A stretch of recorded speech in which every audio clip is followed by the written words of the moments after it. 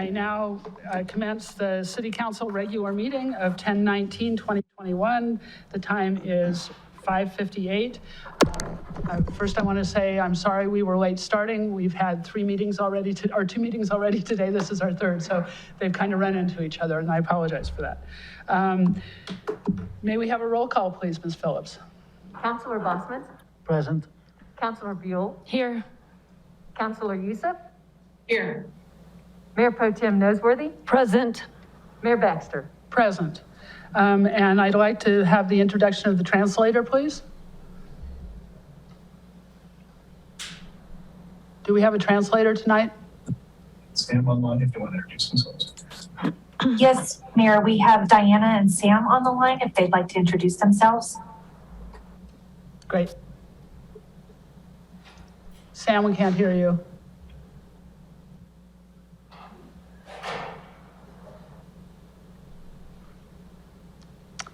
Can you hear us, Sam?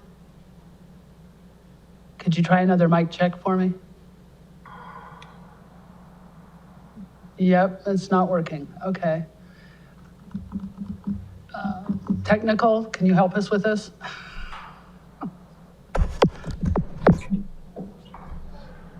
Diana, can you introduce yourself?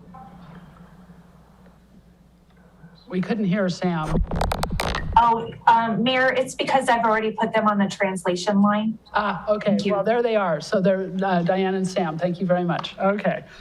Now we're going to go into proclamations and presentations, and we have a Friends of the Durango Public Library Annual Bookmark Contest winners presentation. And who is leading this for us? Okay,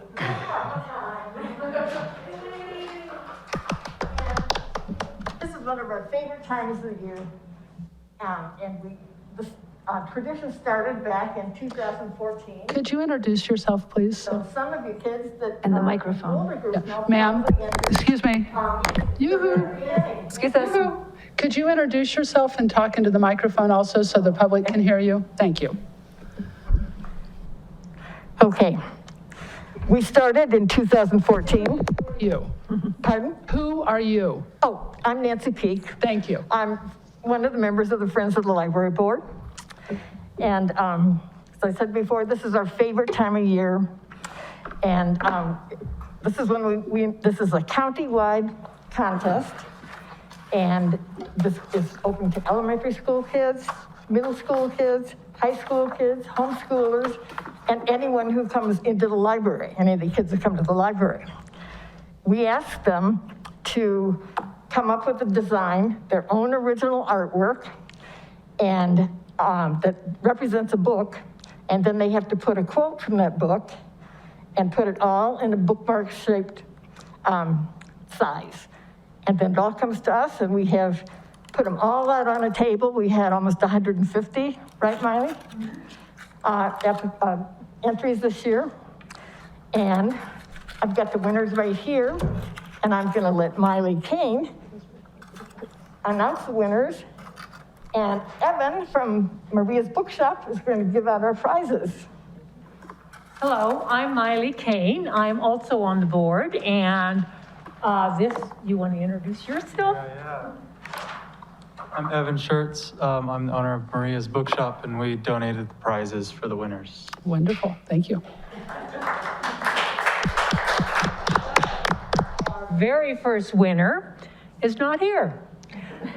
He and his family are on a trip traveling, but I asked him, I says, okay, what do you want me to tell the group? And he says, well, actually, or the mother told me this, that he loves art and he's very creative. And of course, he loves the hobby. As you can see by this poster, can you all see it? Yeah, wonderful.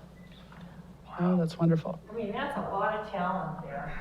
And it says, all we have to decide is what to do with the time that is given to us. From Harry Potter. No, The Hobbit. The Hobbit. Wrong one. Lord of the Rings. And he was he's from homeschooled, and he was our elementary winner. Our runner-up for elementary is here. Would you let him come up? This is Jordan. And Jordan, you want to show your poster? Look at that.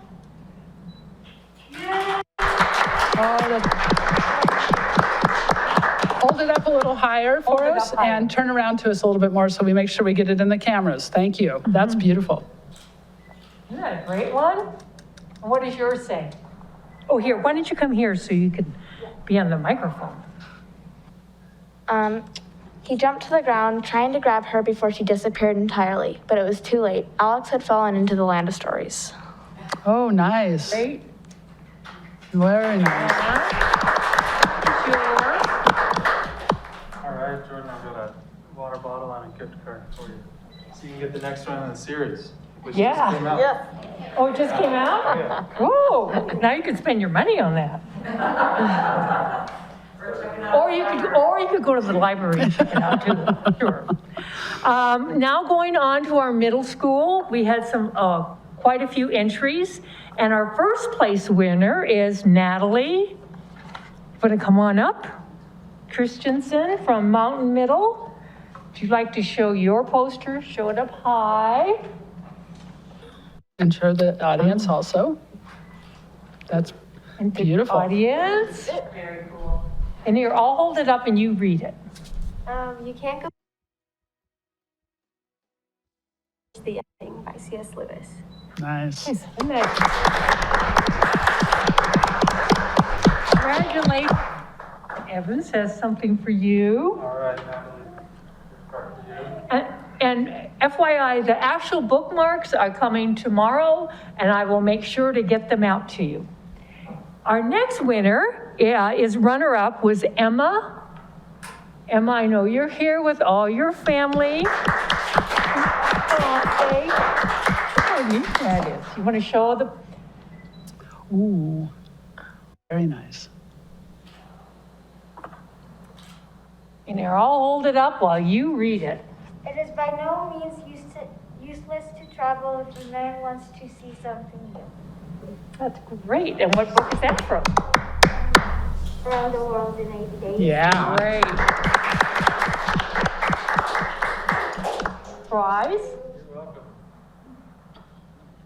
Then our high schoolers, unfortunately, our winner is Mason Turner, and she called me this morning. She says, I can't come. I have an interview with a college. And since she's a senior, that's rather important. So I asked her, I said, well, what are some words you would like me to say? She goes, well, when I read, I change it into the words into pictures.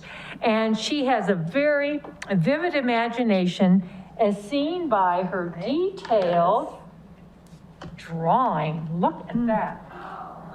I know that's what we all said too. Whoa. Oh, Wow. She asked us to save the original, because I have a feeling she might be going to art school. Yes. I don't Yes. know for sure. It was pretty impressive. That's beautiful. And we'll get her. That is. Then Jamie is the runner-up from Animas High School, and she was going to be here. Is she here? No. Okay. Anyway, this is hers. Oh, And she is in an art class at Animas High School. And this art teacher is really very, very supportive of us. And last year during COVID, she called me, she goes, can't we have a bookmark contest? And I go, no, because the library is not really open and we don't have. So anyway, her class did posters and we had just a mini one. So she's very supportive and she's got a lot of very artistic students. And that's all we have for today. Let's hand to the winners. Thank Did you you wanna very say much, anything? everyone. What we All usually these big do is posters we are take going to a be at the photo. library beginning tomorrow. And then they'll be switched back and forth between Maria's and the library for the whole rest of the year. Nice. Bookmarks again will be available tomorrow and at our big book sale, which is the 5th and 6th of November. Are they available at the library or also at Maria's? Also at Maria's. Okay, both places, wonderful. Did we get all the photos we needed? We need to go out? No, not yet, no. Usually we take a picture with the lucky winners because we feel so honored by that, and they hold their poster up with us, so we'll do it right down Okay, here. all the winners and the runner-ups. Let me give you your posters. Yeah. Oh, these are our high school girls. We could pretend we're in high school. You guys can be the ones that the kids aren't here for. Okay, we have 3 of them, so there's 3 of us. Perfect. Okay. No, you three. Are you gonna try to be? No, here. You guys are in the front row and with your posters. Here. I don't, we might have to.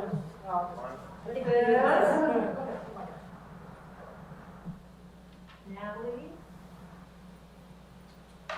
All parents can get the photos they want. Oh, you can just stand in front of them because you can fine. Yep, let's get you down. You're more than happy to be in the back. Closer together. Okay. Squeeze up. Oh, you guys are like movie stars? Thank you so much. Thank you.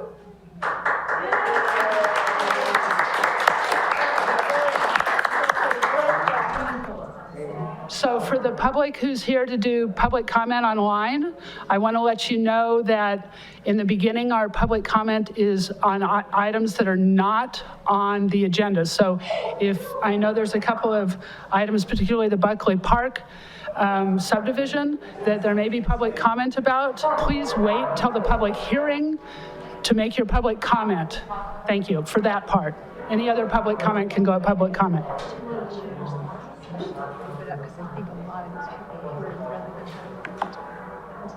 No. No, because public hearings are scheduled for 7 o'clock, and we don't want people who want to come to listen to it not be able to be here. So that's, yeah. Thank you.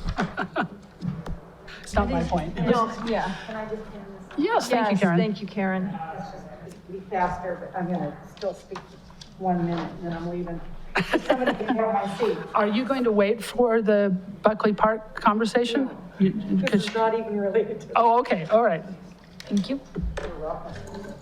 Thank you so much. I'm sorry I made that assumption. Well, that's all right. Make it faster than I can go. I guess I can make a copy. Is this being entered in, Karen? Karen, is your request that this be entered in as a document into the public record? I'm gonna just, I'll speak. Okay. It's just in the interest of getting it over quicker, Okay. I'm not gonna stay. We'll do that anyway. Okay, are we all here? Yes, we are all here. Okay, so we're going to identify any actual or perceived conflicts of interest.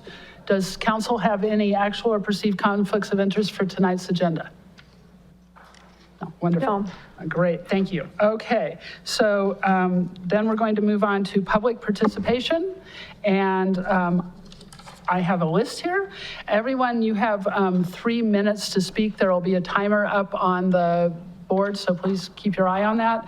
And I also want to say that the section of the agenda set aside for the public to provide comments or ask questions regarding items that are not scheduled for a hearing or public testimony or that do not otherwise appear on this agenda. City Council will not respond to questions from the dais. Citizens should address their comments directly to the City Council. This is a virtual meeting. The avenues for public participation have been adjusted. All written comments received by the clerk by noon today have been delivered to council and will be summarized in the meeting minutes. So for those of you who have signed up, if you are here for the Buckley Park conversation, it would be better if you kept your public comments for that public hearing so that we all do it all together and it's heard all in one space. And if you're here for something other than that, then when I call your name, come on up. Otherwise, let me know you'll wait. Karen Anisi, please.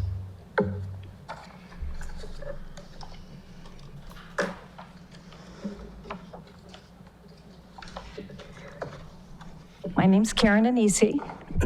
I live at 1504 East 3rd Avenue, and I'm here on behalf of the Boulevard Neighborhood Association to correct inaccurate information regarding notice for the Q&A meeting held at Mason Park earlier this year.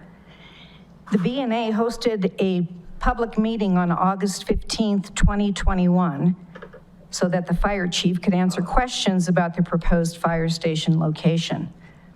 Greg Hoke attended the meeting and subsequently sent a letter to this council dated September 8th, 2021. I've attached a duplicate copy for your reference. On page 5 of his letter, under paragraph 3, Mr. Hoke states that the public was not adequately notified about the Q&A meeting. Mr. Hoke writes, I found the announcement of the meeting odd. Notice was provided only to the Boulevard Neighborhood Association. This is inaccurate. The B&A sent out 77 email notices to property owners residing on East 4th Avenue, East 3rd Avenue, East 2nd Avenue, and various owners within the downtown. Of the 77 emails, 47 were delivered to non-Boulevard Neighborhood Association members. Mr. Hoke then writes, no effort was made to notify any other immediately adjacent property owners in the vicinity who were directly affected, more so than any of the property owners on the east side of the boulevard. This statement is also inaccurate. The B&A's Board of Directors met with the fire chief on July 20th, 2021, and specifically requested that he contact each of the 3 property owners located on the west side of the boulevard between 12th and 13th Street, because they were the most directly affected. The fire chief advised the B&A Board of Directors that he had already initiated that effort, having met with one of the 3 property owners, and he was scheduled to meet with the other 2. Additionally, the B&A also sent email notices to these 3 property owners so that they too could attend the August 15th Q&A meeting with the fire chief. It appears Mr. Hoke was provided incorrect information regarding the multiple notices that were disseminated to the public. Aside from the 47 emails that were delivered to non-B&A members, the personal notices provided by the fire chief to the 3 property owners most immediately affected, and the duplicate email notices sent to the 3 property owners most affected, the B&A issued a press release to the Durango Herald in which the public was specifically invited. That press release was published prior to the August 15th Q&A meeting. I want to say that again, Mr. Hoke was misinformed by someone who was not in possession of the facts. That's unfortunate that he was provided with inaccurate information. As we know, he would not knowingly make the inaccurate statements referenced in his letter to you. Thank you. Thank you, Karen. I want to let the people know who are here virtually that we will take public comment from the people who are here in person first and then move on to you. Greg, are you here for public comment or for the hearing? Greg Hoke, thank you. I'm here for public comment, but because of the change and the delay in council, there are some members here who have other things they need to get to, and I don't mind surrendering my time till a little bit later. But I'm going to respond to Ms. Anisi. She's leaving out here, but I want you to know that what she just said, I just verified with 3 of the property owners. She said, got notified with emails, and none of them said they received it. So something's going on. Maybe they had difficulties getting their emails out, but none of those people received the emails she said they received. Thank you. And I want to say that the public hearings are on the agenda to begin at 7 o'clock. And so that's one reason why we do these other things in front of it, because we don't want people who are showing up at 7 o'clock for the public hearings to miss them. So we want to do that as close to that as we possibly can. Jules Harris.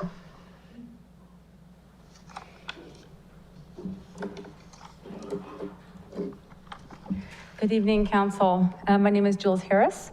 I live at 3176 East 3rd Avenue, and I would like to speak about protecting our urban forests and 20 large canopy trees as it relates to the sale of 9R to Durango Fire. So it's not directly about that, it's about the trees. About the subdivision, right? Thank It's you. about the- I have had communication with Mr. Madrigal, letting me know that the city is negotiating with 9R to purchase and preserve Buckley Park for future generations. I wonder if there's an opportunity here to increase the size of Buckley Park, moving the property line to the east to include 14 trees that make up the forest on top of the hill to truly preserve them. This forest stands where Durango Fire has indicated that they would need to clear cut and put in a parking lot. Or could 9R put those trees in a land stewardship or trust to truly protect them for the children of Durango to grow up under?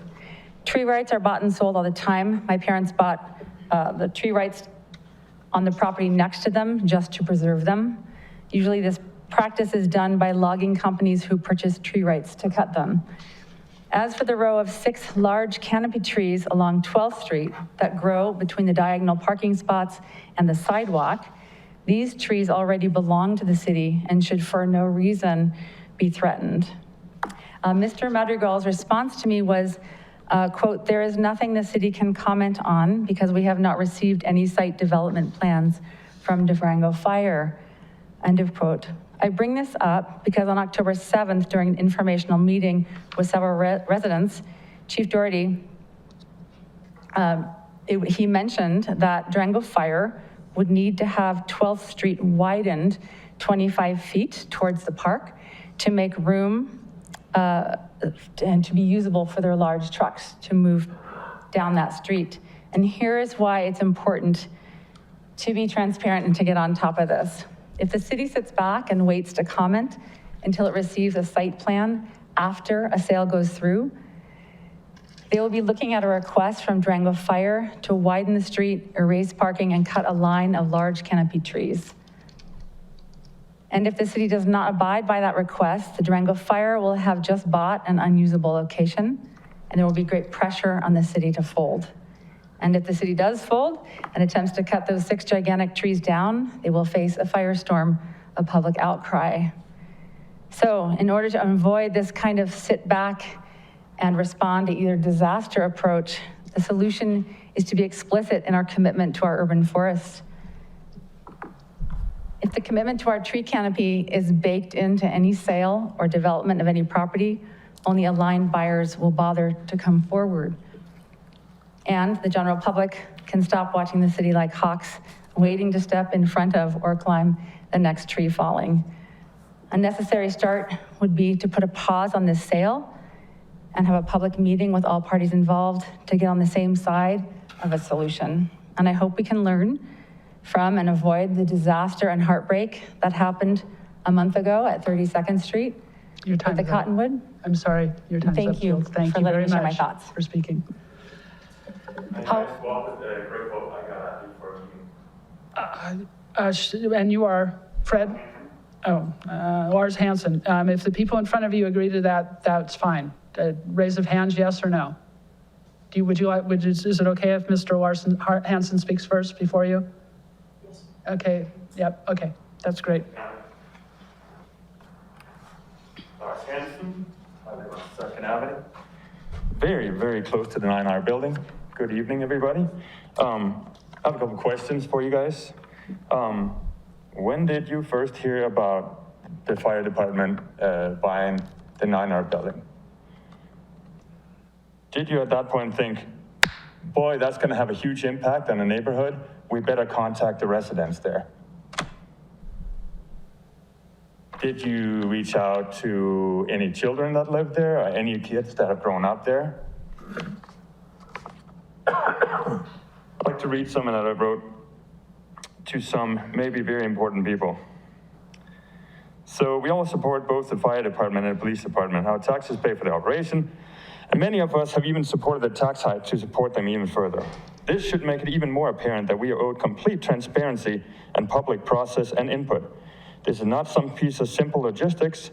The area affected is one where residents have put their savings into their homes, are raising our children, are enjoying the 2 parks here, are conducting their business, and are enjoying their life and retirement. They go to church and attend school and utilize the funeral home to pay respect to the ones who have passed away. This area of town is truly a special place, and thus a decision of this should not be taken lightly.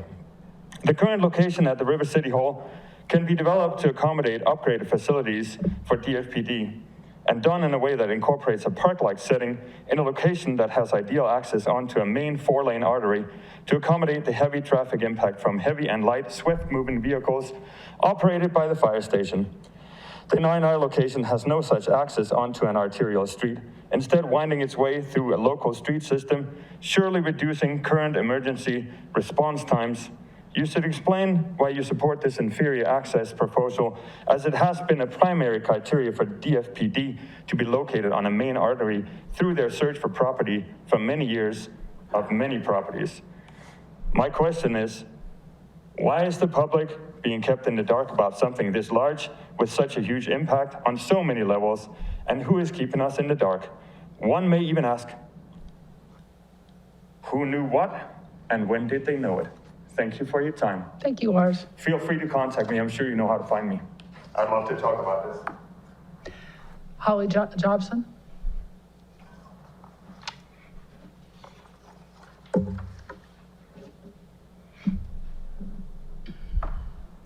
Good evening. My name is Holly Jobson. I live at 1215 East 3rd Avenue. I would like to read to you a letter from Nancy Reno that she wrote to the City Council on October 16th, 2021. Nancy Reno is a retired firefighter and medic with Durango Fire. I am writing about my many concerns regarding the school district's proposed sale of their building to the Durango Fire Department. I was a firefighter medic with the department from 2001 to 2012. I am an advocate for Durango Fire finding a new home or making substantial upgrades to their existing Station 2, as it is outdated and in disrepair. However, the newly proposed site makes little sense to me. I know all too well the noise and disturbance created by diesel engines pulling in and out of a station day and night. Machinery is often run and tested on the grounds during training and weekly truck checks. That is pumps, chainsaws, generators, bright lighting, etc. To have such nonstop activity in the heart of downtown, backing up against an already congested residential neighborhood, and as a backdrop for the most prized and frequented parks in our town, makes little sense to me. Is there no sacred and peaceful space left in our town? I know firsthand the importance of fire and EMS in Durango and having functional and updated facilities. I also know that most folks in the fire service leave with hearing loss. Stations are loud and hectic, and there is no way around them. Why bring that vibe to the absolute heart of downtown? Cut down huge and historic trees and change forever a prized public space that hosts constant events for those of us who live here. Although it has been a challenge to locate an ideal site for a new firehouse, I honestly cannot think of a worse solution than the proposed retrofit. I also have heard very little public support from 20 years worth of friends and residents here. Please rethink this sale. It is only going to hurt this town. Sincerely, Nancy Reno, retired firefighter medic, Durango Fire. And I read this with her permission. And I know City Council has already received copies of this, but I wanted it read into the public record because I think it speaks so much to the concern for the neighborhood being where I live, but also the wider Durango neighborhood. What are we doing here? I know you guys have said that you are not involved in this, but I'm asking you to please stage some kind of public forum to participate with 9R and the fire district to allow the public to hear what's going on and to better understand it. Please do something. Thank you, Holly. Fred Grimes? Please state your name, and if you're a city resident, I forgot all about that part of it. I didn't hear the last. Your name, and if you're a city resident, please. Oh, Fred Grimes, live at 108 Alamo Drive. Excellent. At a meeting held between Chief Dowdy and interested neighborhood residents on October 7th, the chief said 2 points I would like to address. He said the Durango Fire Department gets 1,600 calls per year from the downtown district. That averages out to more than 4 calls per day. The 9R location would concentrate the noise and traffic upheavals around 12th Street, 2nd Avenue, 3rd Avenue, and Main Street, with the east side of the truncated Buckley Park as the origination point. The chief also said the fire department will not, or try not to, use their sirens when leaving the 9R building. Since he stressed that minimizing response time saves lives and pointed out a few minutes can make a big difference, I only see scenarios where the fire engines have their lights flashing and sirens sounding as they leave the station to arrive at the scene rapidly rather than waiting their turn at stop signs, traffic lights, and pedestrian crossings. Also, I think a traffic light at 2nd and 12th would be inevitable. I gather this poor location has not been chosen because of its advantages over other sites, but because of its only virtue, its availability. And that comes at great cost. Repurposing a building that is on the National Register of Historic Places and the Colorado State Register of Historic Properties for an industrial use skyrockets that cost. I have not heard that the existing site is unworkable. I have only heard that the current facilities are. The highest and best use of the River City Hall and current fire department site is to take advantages of its virtues as a time-proven and perfect place for a fire station. It is easier to find a great location for city offices than it is for a fire station. Thank you. Thank you. Dale Garland and Ellie Clark.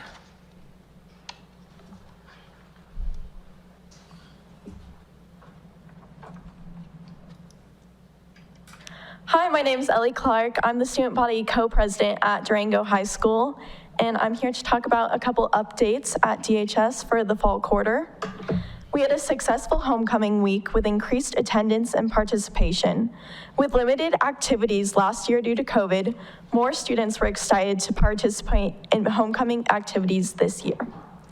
Last year, we had our highest passing rate of 70% for AP tests. We are currently rebuilding the AP program. This year, the number of students taking AP classes and registering for AP exams increased. 40% of students at DHS are enrolled in at least one of the 14 AP courses offered. There are no barriers to getting accepted into an AP course. Our enrollment increased to 1,346 students this year. The fall sports season is wrapping up.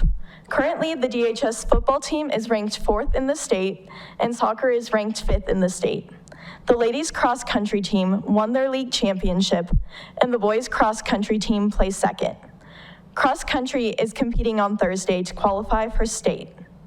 Troop 1096 will be performing The Addams Family from October 29th to November 13th. Tickets can be purchased at troop1096.weebly.com.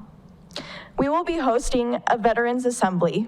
You should have received an invitation to join us as we celebrate our community's veterans' sacrifice and service.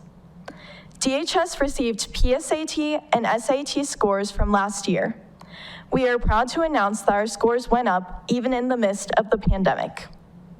This Saturday, the Student Council will be leading a community service event called Rake and Run. DHS students will be raking leaves on 3rd Avenue for community service hours. Thank you. Thank you, Ellie. Appreciate it. Diane Ford? Oh, sorry, Diana. I'm used to it.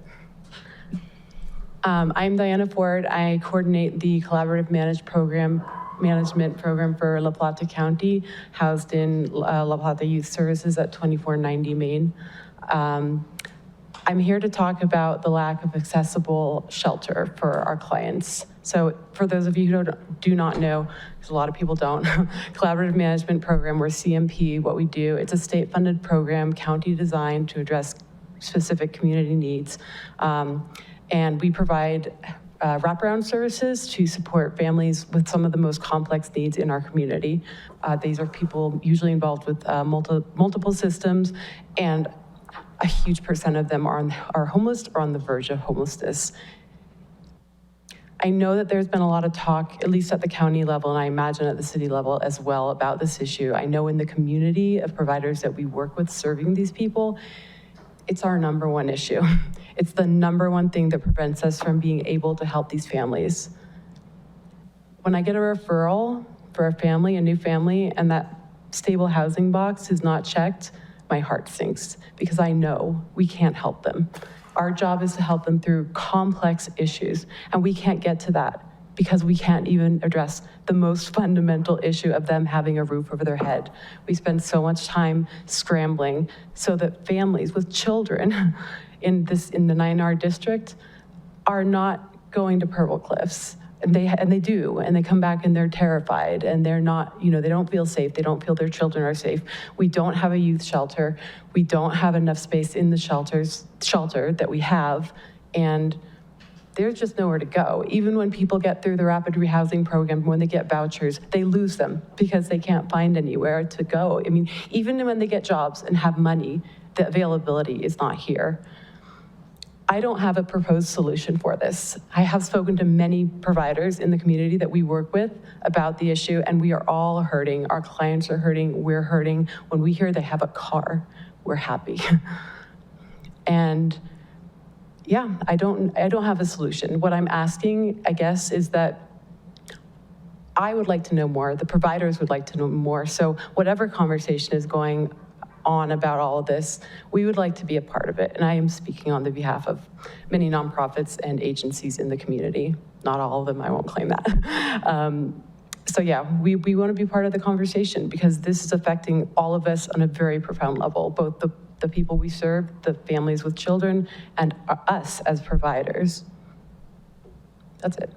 Thank you very much, Diana. All right, that is, nope, we've got two more. I may not pronounce this right. Mike Desatic, Nick? Is that the right?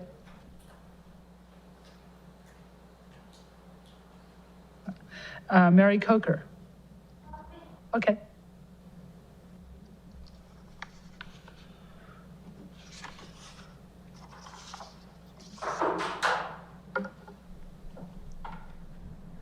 Hi, my name is Mary Coker. This is my first council meeting. I'm a resident at Midtown Apartments, and this is a little bit related to the previous comment. So I'm currently going through housing solutions on a Mary, certain... it's Yes? really hard to hear you. Only if you're comfortable with it. Would you be able to take off your mask or not? Oh, I don't mind. Okay. So my name is Mary Coker, and this is my first council meeting. I'm currently staying at Midtown Apartments, so they're one of the hotel refabrications that's right across from the high school. I'm going through housing solutions to help pay for the rent, and I'll be switching to Section 8 soon and moving. But some recent issues have come up. I've talked to several providers that are related with my housing and others that are also staying there. This location has like a lot of issues. It's basically unhospitable, and I can say that confidently. The management company is not really dealing with the behaviors of certain residents that do drugs, including meth, the violence, some of the physical assaults we've had. One of them, one such person is living next to me. And I haven't had much sleep for the past 2 nights because this person before 8 a.m. starts playing loud music and is making a lot of noise. And nothing's done. And I'm sharing this because of all of the incident calls I've had to make, seeing very little resolvement at my residence. And all we really have in most rooms is drywall. So like you really hear everything. It's not humane, it's not made for long-term living. So in regards to the Best Western on North Main that is being considered, as far as I know, to be refabricated also into low-income housing, I really think that it would be best if those funds were used to build completely new housing, where one of the priorities, and not the only priority, is to make sure that the noise pollution inside of the apartments for every resident is reasonable and is equal to your average apartment elsewhere in Durango that was specifically built for long-term living. So another thing is, if it is still purchased and, you know, the pollution with the noise between rooms is acceptable and is definitely better than where I live. I think that with all the incident calls I've had to make and that other residents have had to make, it takes up a lot of resources through the police station. And I've talked to some of the officers there, and they do share my sentiments that it takes up a lot of resources. And that's tax money, more tax money that's gone. So since this Best Western is a lot bigger than the small motel that I'm currently staying at, I'm kind of worried that it will have a waterfall effect where, like, the proportion of it being bigger is also how many more cop calls are going to constantly be wasted at that new location if it's not properly managed. And this could also result in perfectly good employees going through the station and serving duty, quitting because they get sick of the circumstances. And I don't want to see that happen. Thank you very much. Thank you. Okay, are there any virtual public comment? Oh, great. I'm sorry. Did you want to come? Okay, hold on. We'll do. Thank you. I'll make this quick. Oops. Last time I was here, September 20th, my hearing aid came out with my mask. I spoke to you about the idea of a public forum relative to the 9R station, and I still believe in that. I hope that it could actually be a three entity public forum with 9R and fire district as well as council before any submittal of a site plan. That would be ideal. I also spoke to you about fire going into 9R as a use. I told you I thought that was a bad idea. I didn't think it would work. And I'm back saying I still believe that, even more so now than I did in September. But I came tonight to talk to you about the concept of highest and best use. I know a number of you counselors have mentioned it to some of your constituents about the use of River City Hall. And I wanted to just talk briefly about it. I'm not a realtor, and I know that it's a term that deals with real estate appraisals, but I know that there are four primary kind of concepts to it. One is that it's legally permissible, physically possible, financially feasible, and maximally productive. I just wanted to say that I really believe that the 9R site is not the highest and best use for a fire station. I think that it's challenged physically possible. I think it's going to be very difficult on that site to accommodate everything they'd like to do. I think financially feasible is going to be very expensive. And maximally productive, I know productive generally refers to profit, but in this case, I just twisted it a little and say, let's talk about performance. And I think that the fire station at that location will not be particularly productive. I think its performance is going to lag compared to what I want to talk to you about, the highest and best use relative to River City Hall.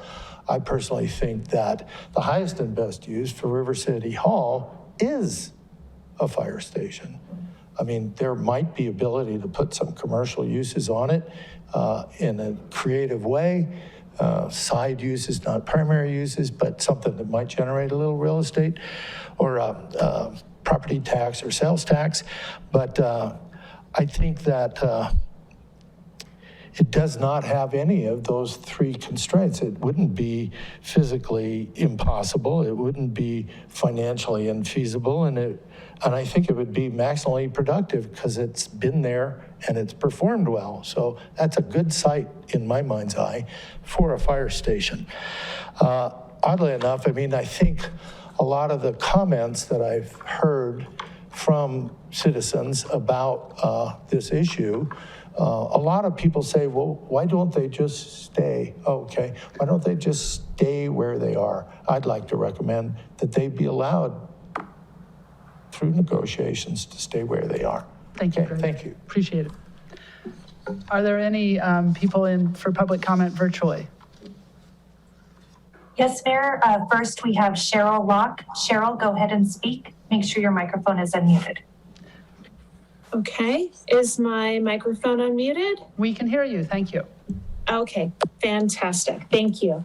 My name is Cheryl Locke, and I live at in the city. I'm 1323 East 2nd Avenue.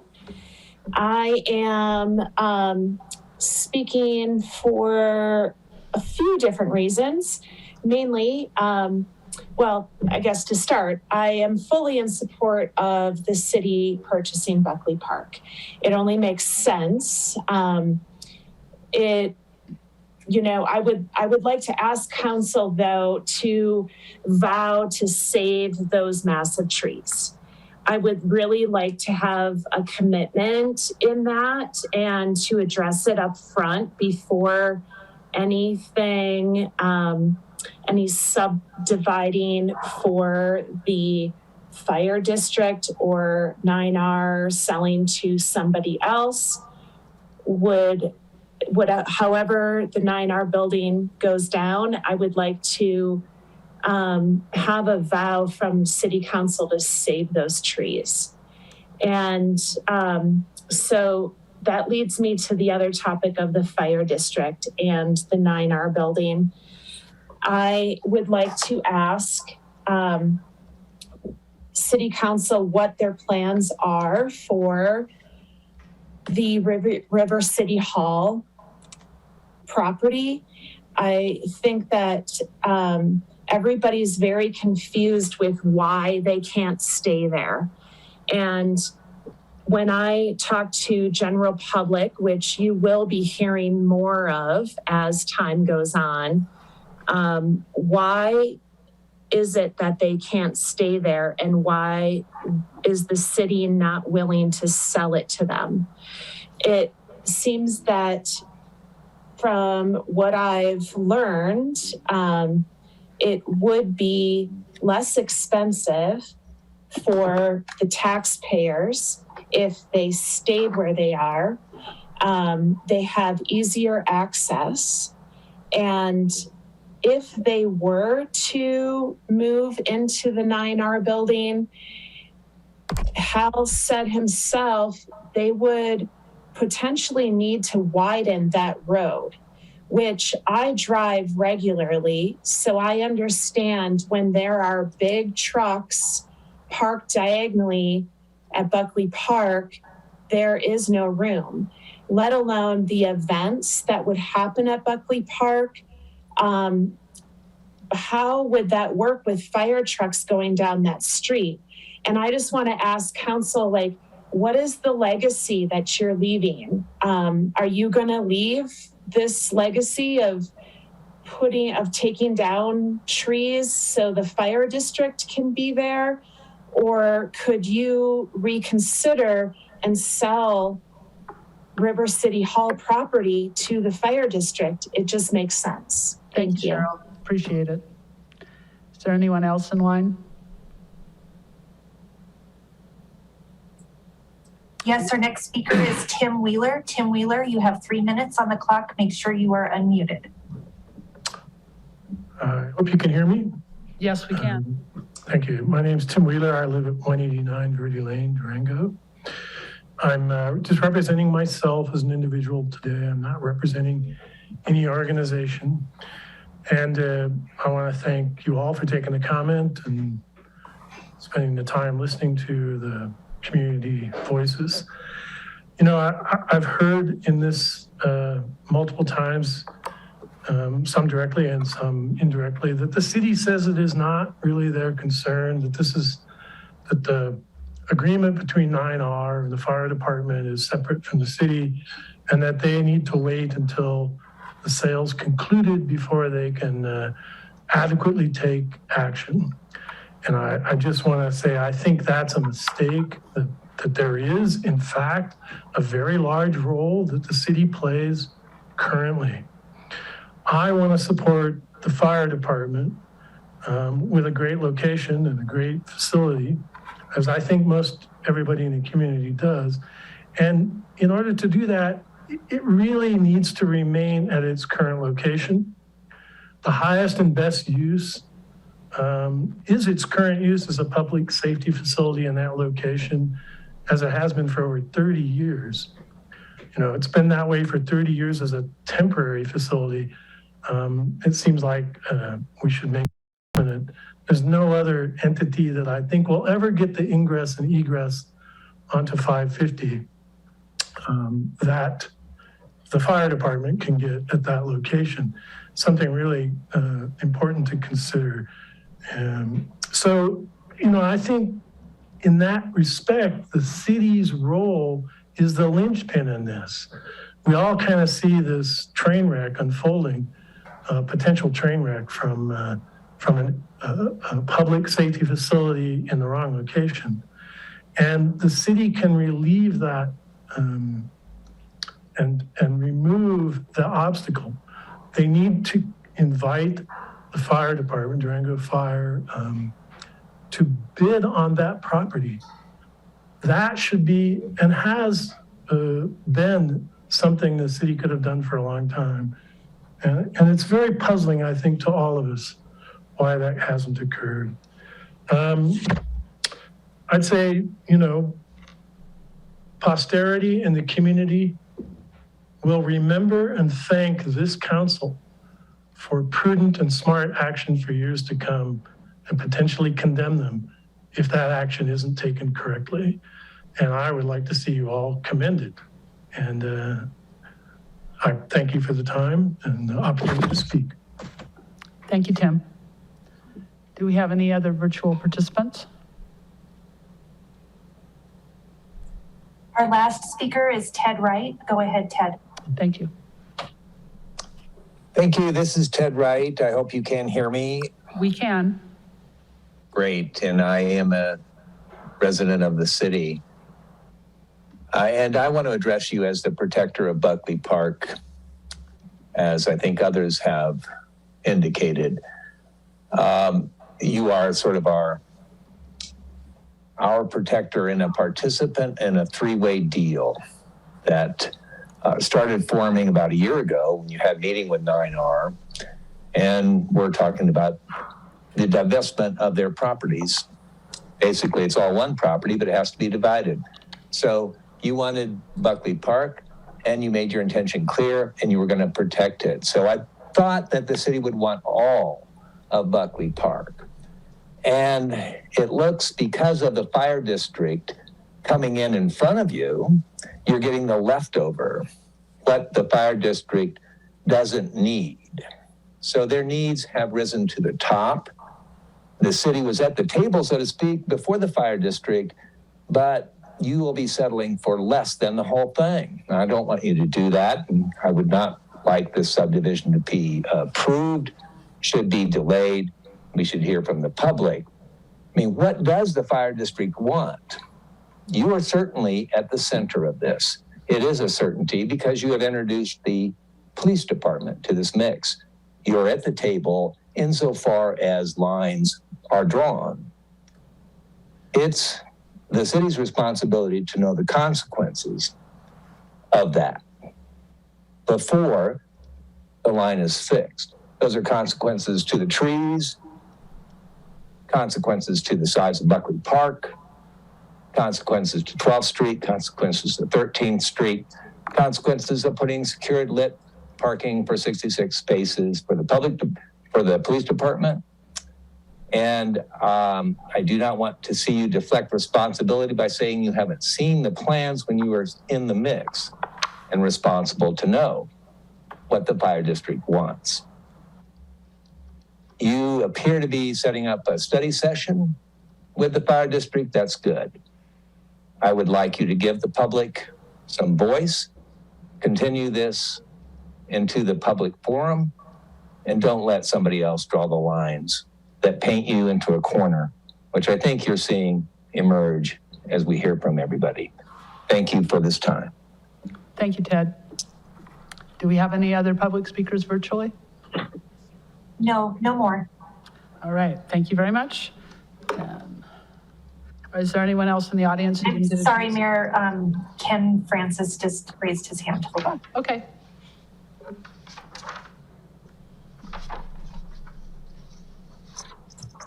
Go ahead, Ken.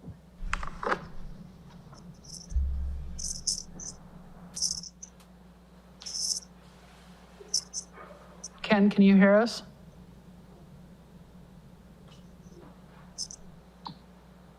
Can you hear me now? We can hear you now. Okay, yeah. Yeah, Ken Francis, I live at 820 East 7th Avenue.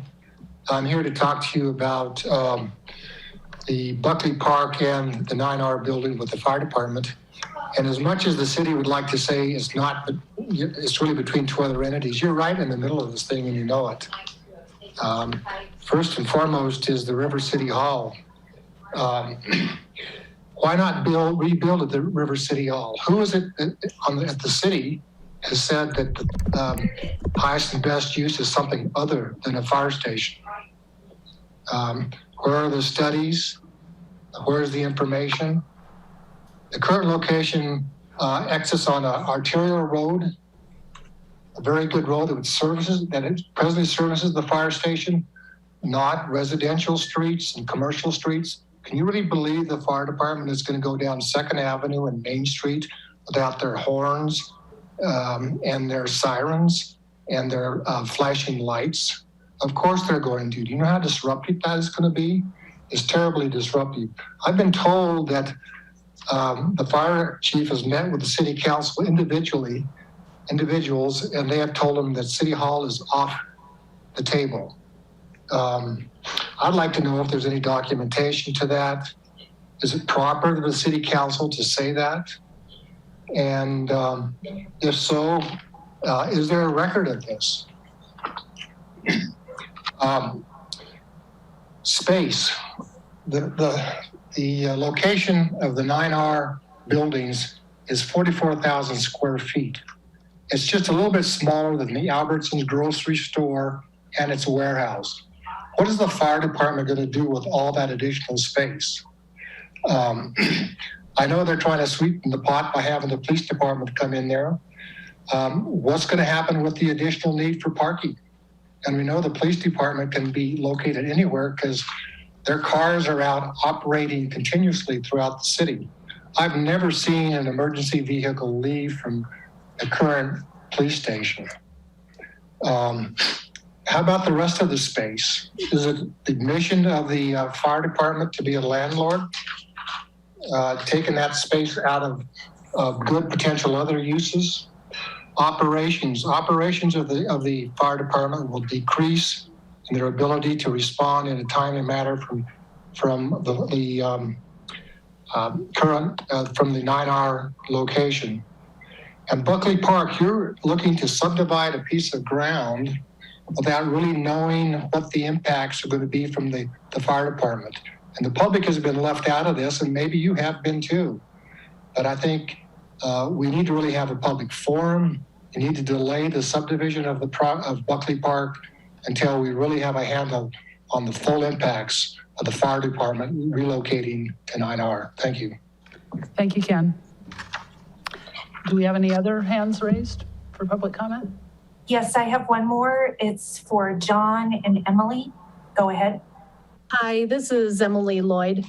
I kind of just want to echo, I'm agreeing with everyone. It seems like the logical solution is to keep the fire department exactly where it is. It's on the main thoroughfare through town. So I'd like to understand why that land isn't being offered up to them. I think it seems like a perfect solution to avoid this disruption, where they potentially want to go in the 9R building. I was involved in trying to preserve the cottonwood tree for the 32nd underpass. And I kind of feel like I'm seeing a lot of the same thing. In the end, it came down to dollar and money and putting a price tag on the tree. And I think not seeing the whole vision for the 9R building is a lot of that. I think without a full plan and public input way before anything is decided, it could just avoid a lot of price tags for really invaluable things like the trees, like the peace and serenity of Buckley Park, which I hope we, all want to preserve. So I want to thank you for your time. Thank you, Emily. Do we have any other hands raised? Yes, I have George Schmidt. Go ahead, George. Hello, can you hear me all right? We can, thank you. Thank you. I would like to simply voice my strong opposition to the proposal to relocate the fire department at the school building. I think it's an unconscionable abrogation of responsibility on the part of the city council to punt on this issue and claim that it is the responsibility of 9R and the fire department, and that they don't have a role to play in this. It's the wrong thing to do in the wrong place. I think we can all agree that the fire department deserves a state-of-the-art facility. And I think that, like many of the other commoners, that the River City Hall location, having performed that role for 30 years, could continue to do so quite well on and on into the future. And that's all I have to say. Thank you very much. Thank you, George. Do we have any other hands raised? No, that's all. Wonderful. Was there anybody who didn't get a chance to sign up for public comment because of warnings or anything? No. Okay, great. Thank you. Then we will move on to the consent agenda. Review of the consent agenda. The consent agenda is intended to allow the City Council by a single motion to approve matters that are considered routine or non-controversial. There will be no separate discussion of these items unless a council member requests an item be removed from the consent agenda and considered separately. Items removed from the consent agenda will be considered under agenda item 9. May we have a reading of the consent agenda, please, Ms. Phillips? Items 7.1 through 7.3 are approval of minutes. 7.1, the minutes from the September 20th City Council study session. 7.2, the minutes from the October 5th City Council study session. 7.3, the minutes from the October 5th City Council regular meeting. Items 7.4 through 7.6 are discussion and possible action items. 7.4 concerns Resolution R 2021-59, authorizing an appropriation to the Grants Fund for the Library Services and Technology American Rescue Plan Act grant in excess of the amount budgeted in the 2021 budget. 7.5 concerns Resolution R 2021-60, authorizing a supplemental appropriation in the water and sewer funds for cybersecurity enhancements. 7.6 concerns Resolution R 2021-61, authorizing a supplemental appropriation in the sewer fund to complete the treatment complex basement leak mitigation project. 7.7 and 7.8 are requests for public hearings with a proposed date of November 2nd, 2021. 7.7 is to consider the 2022 proposed budget and highway users tax fund. 7.8 is to consider an ordinance defining the City of Durango departmental structure for 2022. Items 7.9 through 7.12 are final approval of ordinances. 7.9, Ordinance O 2021-19, authorizing a lease with Agile Space Industries, Inc. at the airport and declaring an effective date. 7.10 is Ordinance O 2021-20, granting utility easements to fast-track communication to install fiber optic equipment on city-owned property at 2401 Rim Drive and declaring an effective date. 7.11 is ordinance O 2021-21 for purposes of amending the zoning of real property located within the city of Durango, Colorado, pursuant to Chapter 27, Section 6-3-2-3 and 2-1-2-6 of the Code of Ordinances of the City of Durango and declaring an effective date. That's the grounds rezone.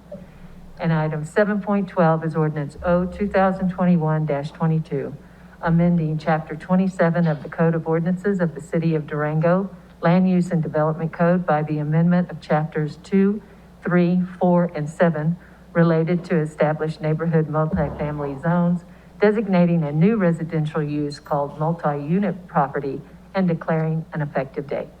Thank you, Ms. Phillips. Do any counselors want to remove any item from the consent agenda? Items 7.5 and 7.7.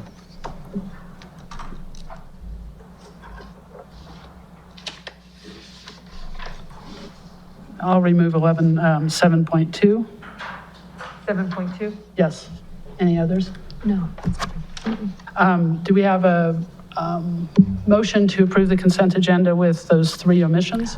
I'll move to approve the consent agenda with 7.2, 7.5, and 7.7 removed for later discussion. I'll second. Any further discussion? No. May we have a vote, please? Councilor Buell? Yes. Mayor Pro Tem Nosworthy? Yes. Councilor Bosman? Yes. Councilor Youssef? Yes. Mayor Baxter? Yes.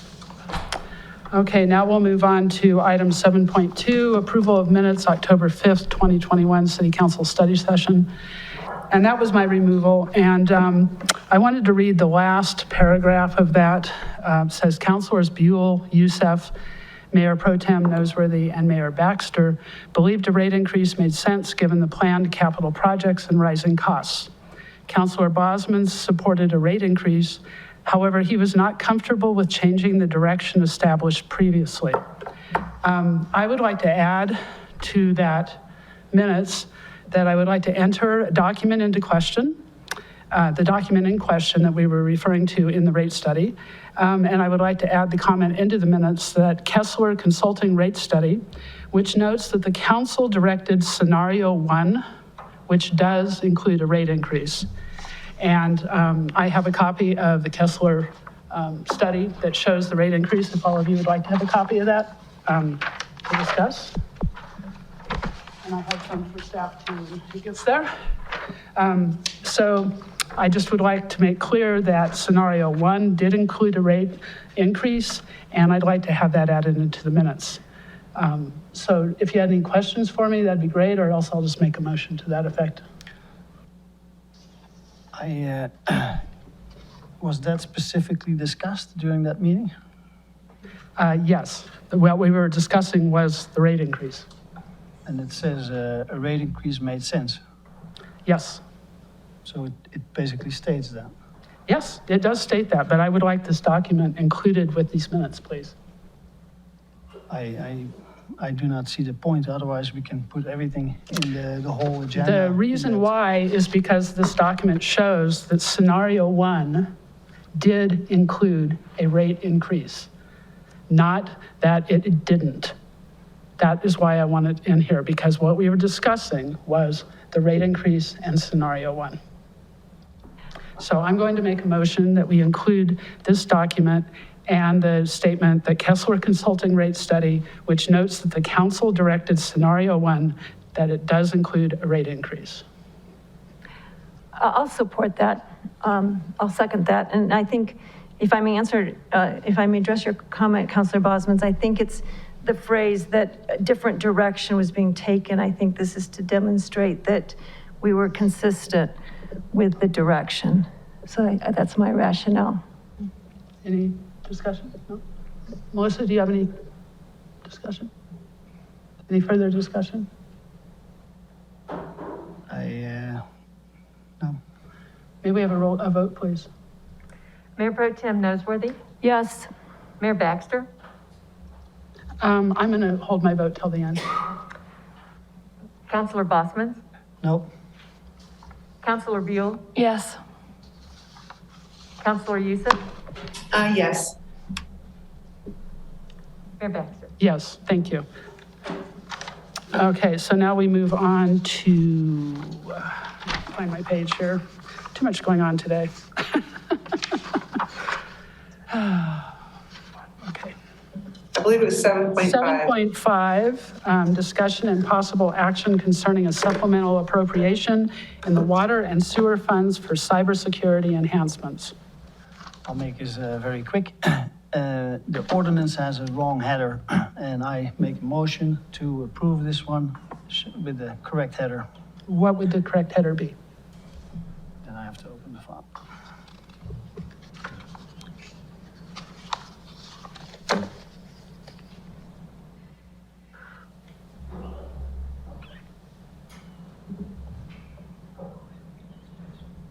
Can you bring that one up by any chance? Good evening, Mayor and councilors. I'm sorry, I didn't understand the question. It's just the typing on the ordinance. The ordinance has the wrong header. The wrong header. And we have a discussion and possible action concerning? I think I'm reading you, Olivier. It's the basement leak mitigation, right? Wrote those two at the same time. No worries. Needs to be amended. Oh, I apologize. Very minor. Okay, down in the resolution section. Apologize. We will, had a little cut and paste disorder here. So does that work for staff? Yes, it does. Okay, great. Absolutely. All right. Do we have a motion? I made the motion for correction of that ordinance, or the resolution, I think. Second. Any discussion? I'd just like to say, I appreciate the meticulousness. I also do think we have an opportunity to, prior to coming to the city council, to call any of staff and say, it looks like there's a typo error or an error missing. So we always have an opportunity to correct that before coming to city council. So I just wanted to remind councilors of that opportunity. Thank you, and I apologize for using your time tonight with this. Thank you. Any further discussion? No? May we have a vote, please? Mayor Pro Tem Nosworthy? Yes. Counselor Bosman? Yes. Counselor Buell? Yes.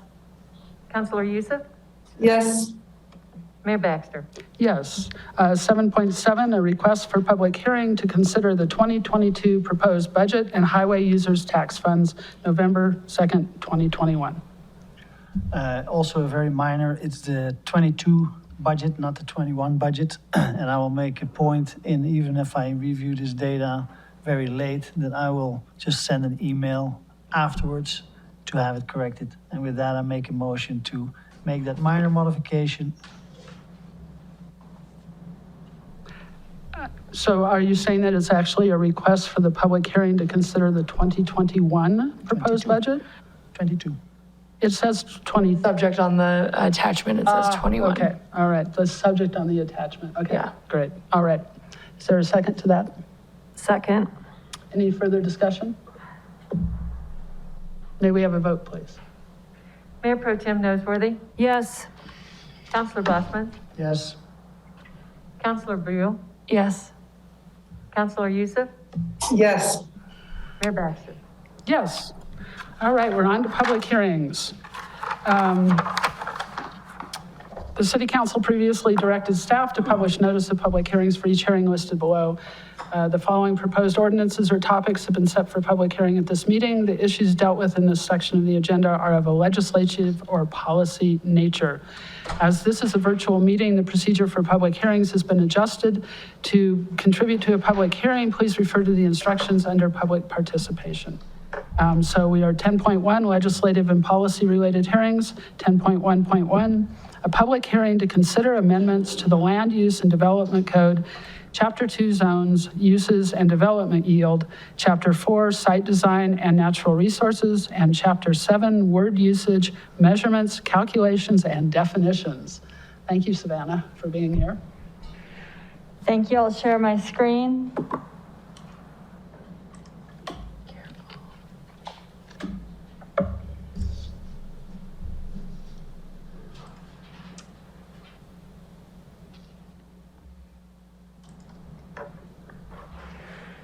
Good evening, Mayor, Council, Savannah Lytle, Community Development.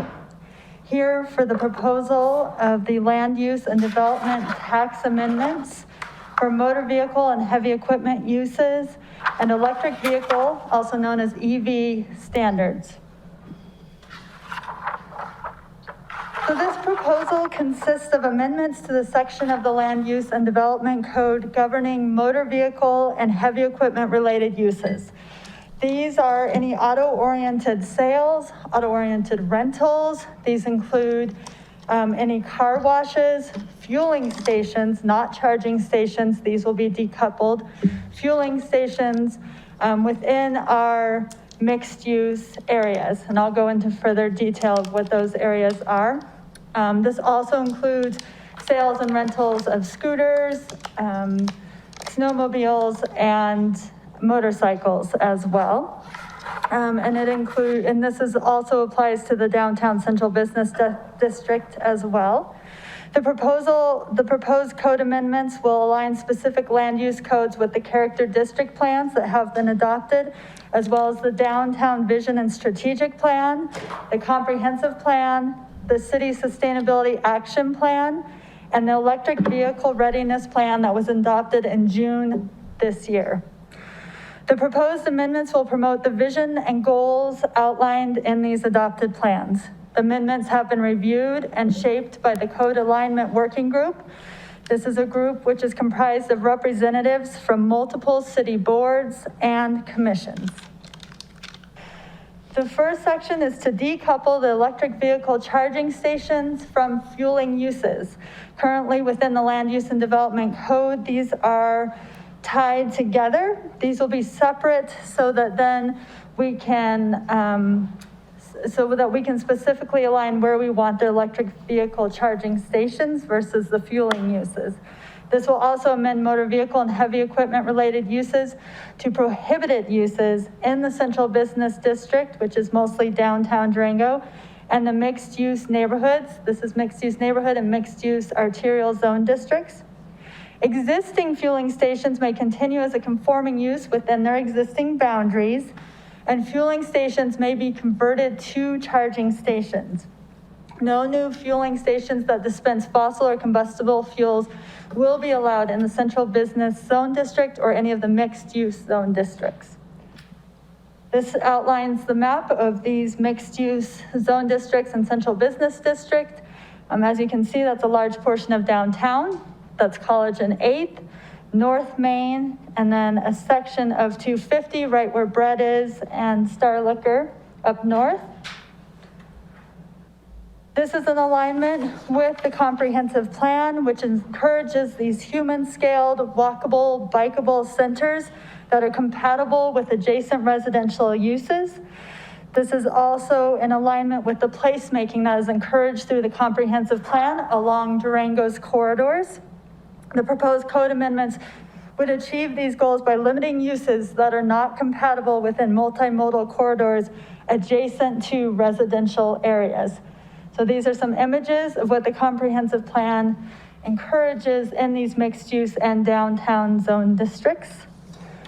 This is also in alignment with the recently adopted Camino del Rio and North Main character district plans. This was adopted in 2016. These districts encourage pedestrian, human-scaled plans or development. They also encourage businesses that support the adjacent residential neighborhoods, specifically North Main and also College and 8th, as well as downtown, are adjacent to residential neighborhoods. So businesses support that in a neighborhood community setting that encourages that multimodal bicycle and walking to these businesses. So that is in alignment with the character district plans. The other section of the proposed text amendments are to provide use-specific standards and definitions for electric vehicles, as recommended in the adopted electric vehicle readiness plan. This is the reason that we will decouple EV charging stations from the fueling stations. It will allow EV charging stations as an accessory use in all established neighborhood zone districts, residential low, residential medium, residential high, and mixed use, central business district, and PD zones. It will allow EV charging stations as an allowed principal or accessory use within our commercial zones, our business park, and our light industrial zone districts. So that was something that was not defined before in the Land Use and Development Code, is where these charging stations would be allowed. We already did this. We brought this forth as a text amendment for our multifamily, and now we're adding this on the EV readiness plan recommendation to require that 10% of the total required off-street parking for new hotels and motels will be built as EV-ready parking spaces or install level 2 EV charging stations. This will be the same also for any newly constructed commercial mixed use and services exceeding 15,000 square feet. And that was a rather large, that would be your Home Depot and your Walmart stores. This was brought forward to the Planning Commission on September 27th. They unanimously recommended approval of the proposed text amendments with the findings that the proposal was consistent with city policies and standards. This was published per the Land Use and Development Code for any public comment. No public comment was received. Recommended actions is to approve the text amendments with the findings that the proposal is consistent with city policies and standards, amend the proposed text amendments, and recommend approval as stated in action 1. Sorry, you will not be recommending approval, you would approve it. Continue the item with specific direction to staff. Staff recommendation is by motion action 1 or 2. Thank you. I'll open the public hearing. Is there anyone who wants to speak on this subject? Do we have anyone virtually who would like to speak? I don't see anybody. Great, thank you. So I'll close the public hearing. Council, do you have questions for staff? No, just thank you for your work on it. Appreciate it. What's the difference between EV ready parking spot and an EV parking spot with a charging station? I'm so glad you asked. Okay. We don't have Imogen here, who is our sustainability coordinator, so I'm going to wing this as best that I can. So there's a lot more in here than I'm familiar with, but it's essentially, if it's EV ready, then that means that they're going to go ahead and run the electrical in there versus putting the stations in themselves. So if they just go ahead and put in the stations, or else they just run the electrical. Makes perfect sense. Thank you. I do have a quick question. Go ahead. Just really happy to see this happening. And I appreciate the leadership role that the City of Durango staff is taking in this regard. And I'm curious if, just other communities, are you seeing this in other communities? Are we leading and or, just how this came about? So this is something that we've seen a lot in other communities, and it's something that we want to be on the forefront of, is being that electric vehicle ready, because we know this is coming. We know there's going to be more and more electric vehicles. Something that I recently chatted with Denver, and they are requiring that all of their developments be 100% EV ready. Wow. So that we're even behind that by a little bit, where they're requiring that for all of the developments. So. And okay. And how did you arrive at the 10%? This was something that came from the EV readiness plan. And I was not a part of that plan. That was something that our previous sustainability coordinator was a part of. So I'm not entirely sure how they came up with that specific, whether that's a standard other cities are doing or. Yeah, okay. That's kind of where I was getting. I think it's a great start, and I really am thankful that we're doing it as a step one. And I look forward to future discussions and seeing what other communities are doing and how it's received. I think it's a great start too. Mm-hmm. I love it. And I love the transit center's level 3 charging station. It's even better. Any further discussion? Do I have a motion? There it is. There we go. I move to approve the proposed text amendments with the findings that the proposal is consistent with the city policies and standards. Second. Any further discussion? May we have a vote, please? Mayor Pro Tem Nosworthy, Yes. Councilor Buell, Yes. Councilor Bosman, Yes. Councilor Youssef, Yes. and Mayor Baxter. Yes. Now we're on to 10.2, Quasi-Judicial Hearings. 10.2.1, a public hearing to consider the Mercury Rising Mixed-Use Conceptual Plan Development at Mercury Village, Lot 4-RA, Parcel 566-903-100-042, and Mercury Village, Lot 4-RB, Parcel 566-905-100-043. Oh, you're still here. Hi, Council and Mayor, Savannah Lytle, Community Development. Here for the Mercury Rising Conceptual Plan Development for Mercury Village Lot 4RA and 4RB. This has come before you in the last few years, but this is where it is located. So it is just south of the Durango Mall. Up in the corner, you can see the theater that's owned by Allen Theaters. La Quinta is here, and then another hotel here. And then this is the old Mercury building, the Payment World Pay building as well, had a couple different names over the years. But the lots we're specifically looking at are right here within the blue. This is the Animas River Trail that runs right along it, and then there is a spur trail that divides it in the middle. Here's another view, an aerial photo of it, so you can see the World Pay building there on the right-hand side of your screen. And then the Mercury Drive. This is also East Turner right there, and there's the river trail, if any of you have ridden past it. This is the plat. In 2019, this came before council as a major PD amendment to allow mixed use on this lot, and that was approved. The owner at the time also subdivided it. They wanted to sell off the north portion. For this new development that's coming forward, they will combine the lots and just make it one lot again for this whole development. So this is the conceptual review. If this is approved, then it will come forward to preliminary review, which is reviewed by Planning Commission as well as City Council, so you will see it again.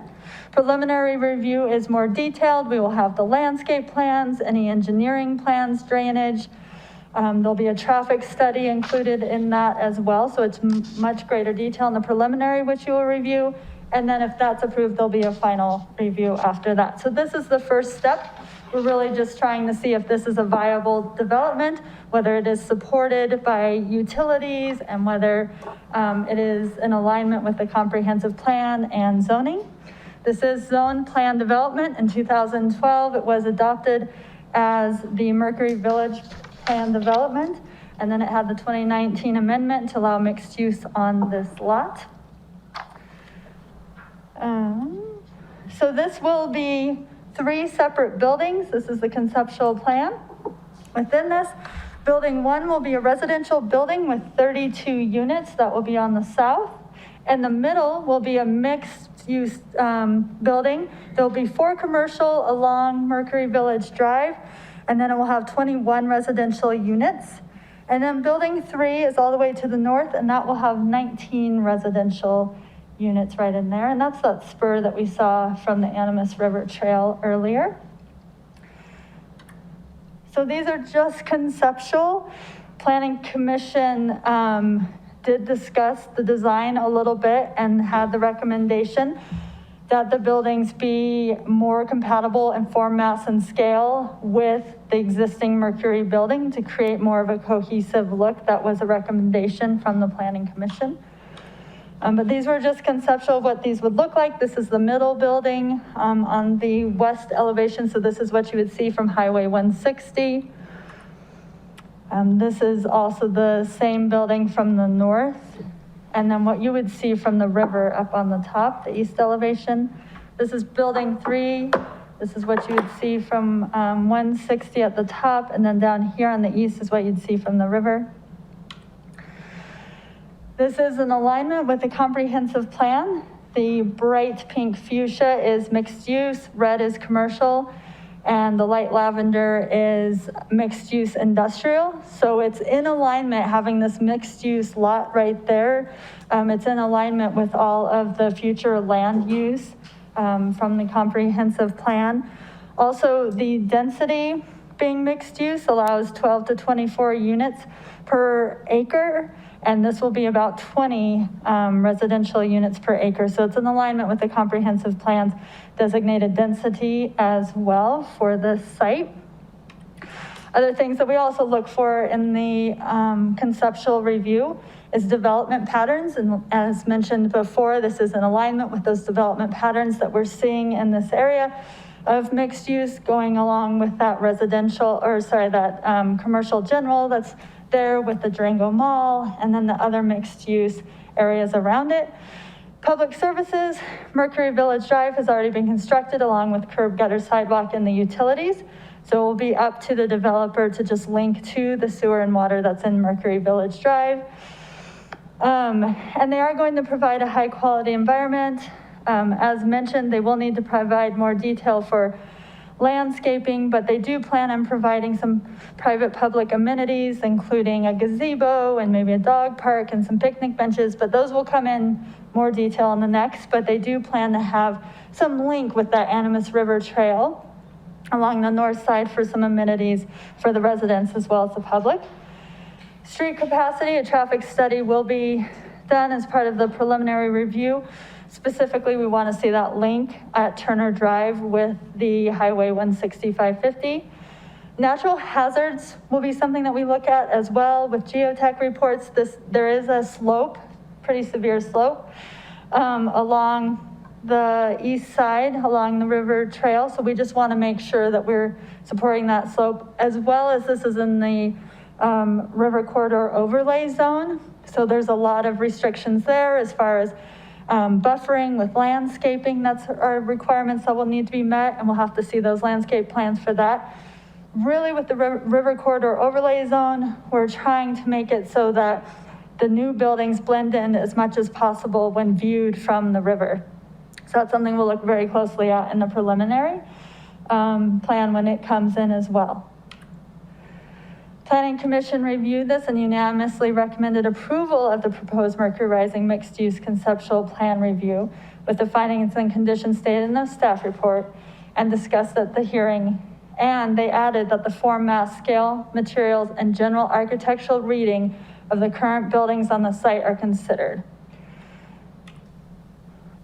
We did publish and post this as required by the Land Use and Development Code. Mailings are not required as part of the conceptual plans, but they are required. Any owners within 300 feet are required to receive mailings for the preliminary, so no mailings were sent as part of this. But the Durango Mall has did submit comments this week that as a condition of approval, it be stated that the Colorado Department of Transportation, CDOT, be notified of the change of use and a new access permit applied for with CDOT. And this access permit would be how the residents would access that Highway 16550 from Turner Drive. And there is a slip lane there that was added, so we don't see that being an issue, but it is something that we will have the applicant address with the Colorado Department of Transportation. They also, those mall also requested that a traffic study be performed as part of the preliminary plan development review. And this is fairly standard with these plan developments. So recommended action is approval of the proposed Mercury Rising mixed-use conceptual plan review with the findings and conditions stated in the staff report and discussed at this hearing with the following condition of approval. Future plan submittals shall be in general conformance with the approved plan and in compliance with city development standards. All public improvements shall be to city standards. Completion of all required public improvements shall be secured through a public improvements agreement with adequate security provided. All verbal and graphic representations of the applicants or their agents shall be deemed conditions of approval. That the mass, form, and scale, material, and general architectural reading of the current buildings on the site are considered. The new access permit application will be submitted to the Colorado Department of Transportation, and a traffic study be performed as part of the preliminary plan development review. The applicant is online via Zoom. They do not have an additional presentation, but are available for questions. Thank you very much, Savannah. I'll open to the public hearing. Are there any public comments on this agenda item? And do we have anyone online virtually? There is nobody with their hands raised. Okay, thank you. I'll close the public hearing. Council, do you have questions of staff or comments? I do. Samantha, I don't know if this is for you or if Tracy is on the call. I'd like to ask it also of him. And I appreciate the Planning Commission asking that you look at the form, mass, scale, material, general architecture of the current buildings on the site. My question for Tracy, and then also Samantha tell you what my question for you would be.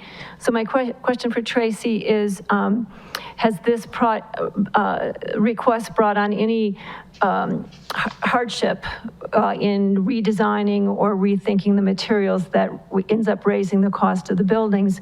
And Samantha, the question I have for you as a planning, with the planning department was, hypothetically, what if a buyer came in and raised the Mercury building and bought it for the land? Would we have asked a developer to do something that we have absolutely maybe no control over in the future? So I pose those two questions. I'll answer first, and then Tracy, if you're there. When there is a planned development, that is an agreement with city, and that can be part of the agreement is what the design guidelines will be for that. So it can be something that they can decide that they want something more modern, or so they can always put that in there. And to your point, I mean, if that is something that's raised, then they will be starting over new and fresh.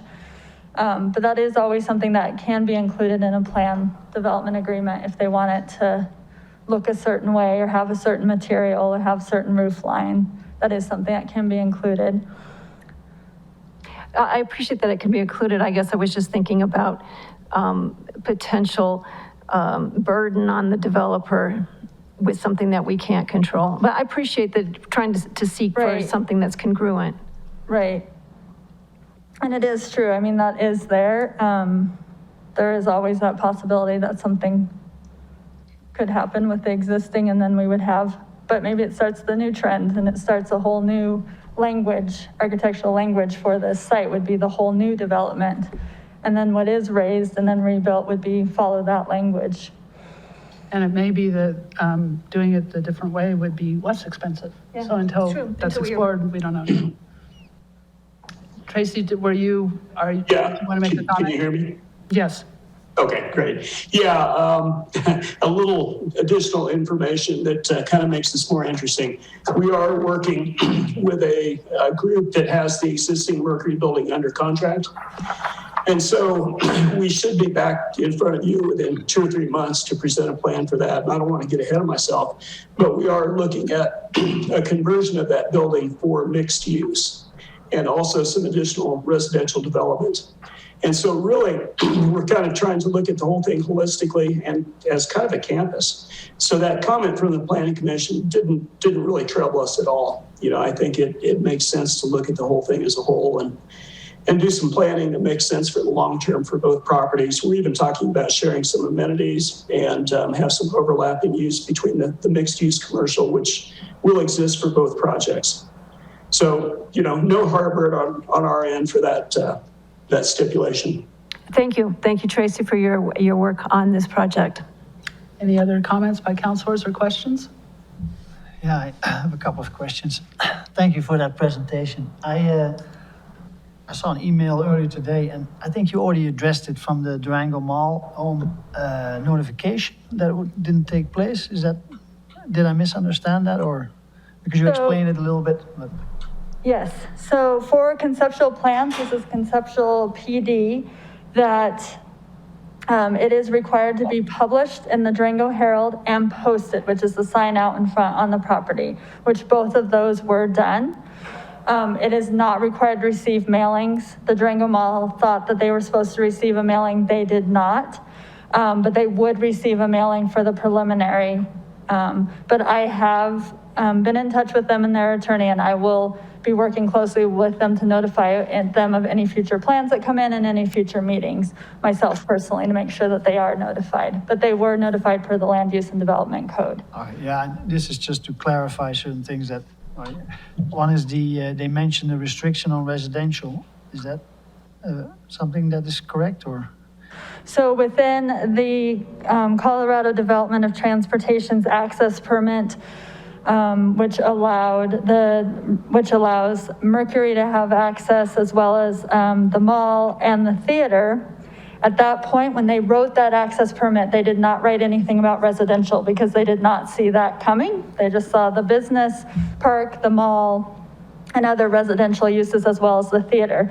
So we just want to amend that access permit that the Colorado Department of Transportation issued to include residential within that access permit. Okay, so that's being addressed, and it's not going to be a deal breaker or a red flag. It's something more of a formality, I guess. No, it's more formality. We don't see it being an issue. They did add a slip lane when Mercury Village was constructed, and that's really what we're looking for, is an easy way to access Highway 160 as well as get off of 160, exit it.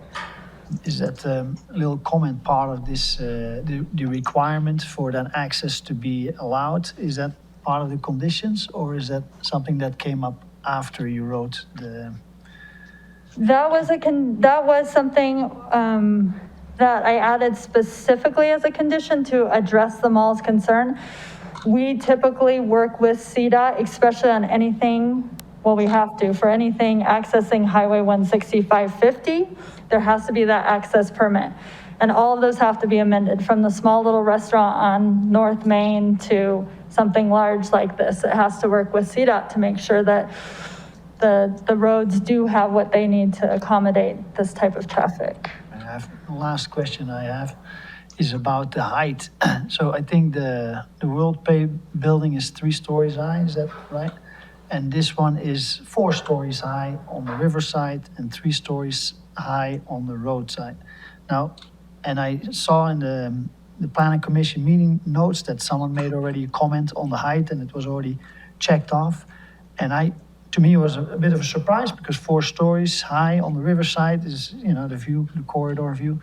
Can you explain a little bit on the code, what the requirement is on both the roadside as well as the riverside? Yes, so the Mercury Village Plan Development Agreement allows, I believe I'll have to double check, I have it here, 42 feet, which is what World Pay is at. These are all under that height.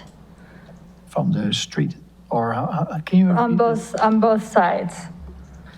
I do not have. It may be, each floor may be taller. Yeah, their floors are really than tall at Mercury. Okay, so the total height of the building, of this Mercury building compared to World Pay is the same? So World Pay is higher. The World Pay it is taller. But the World Pay doesn't have the backside 1 story lower.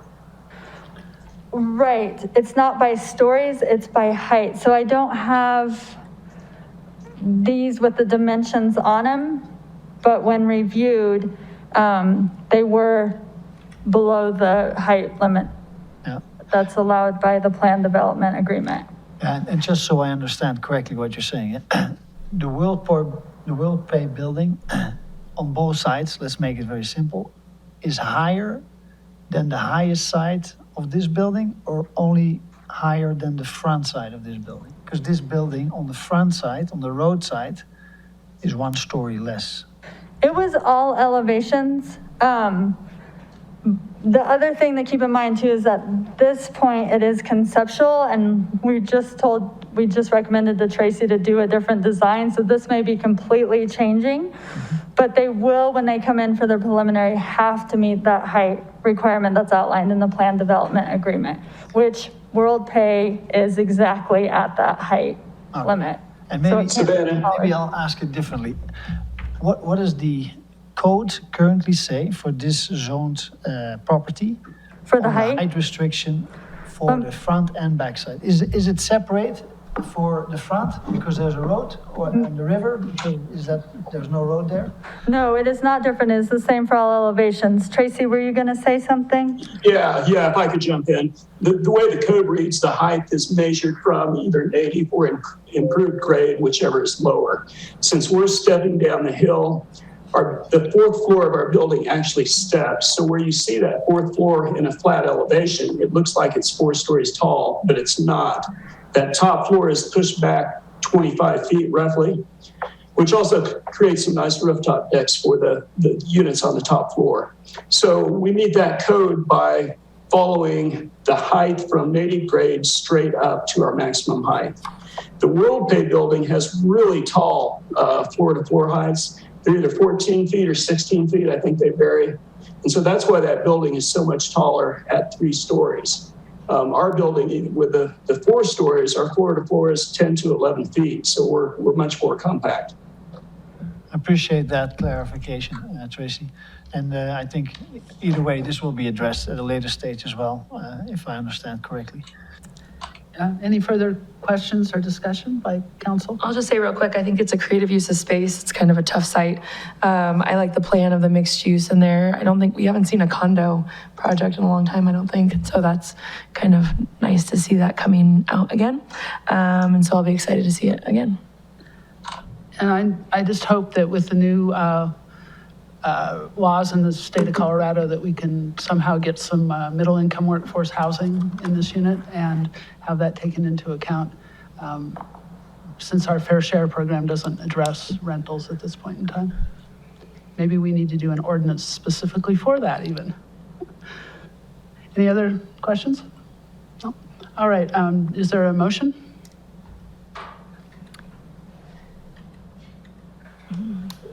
That whole thing?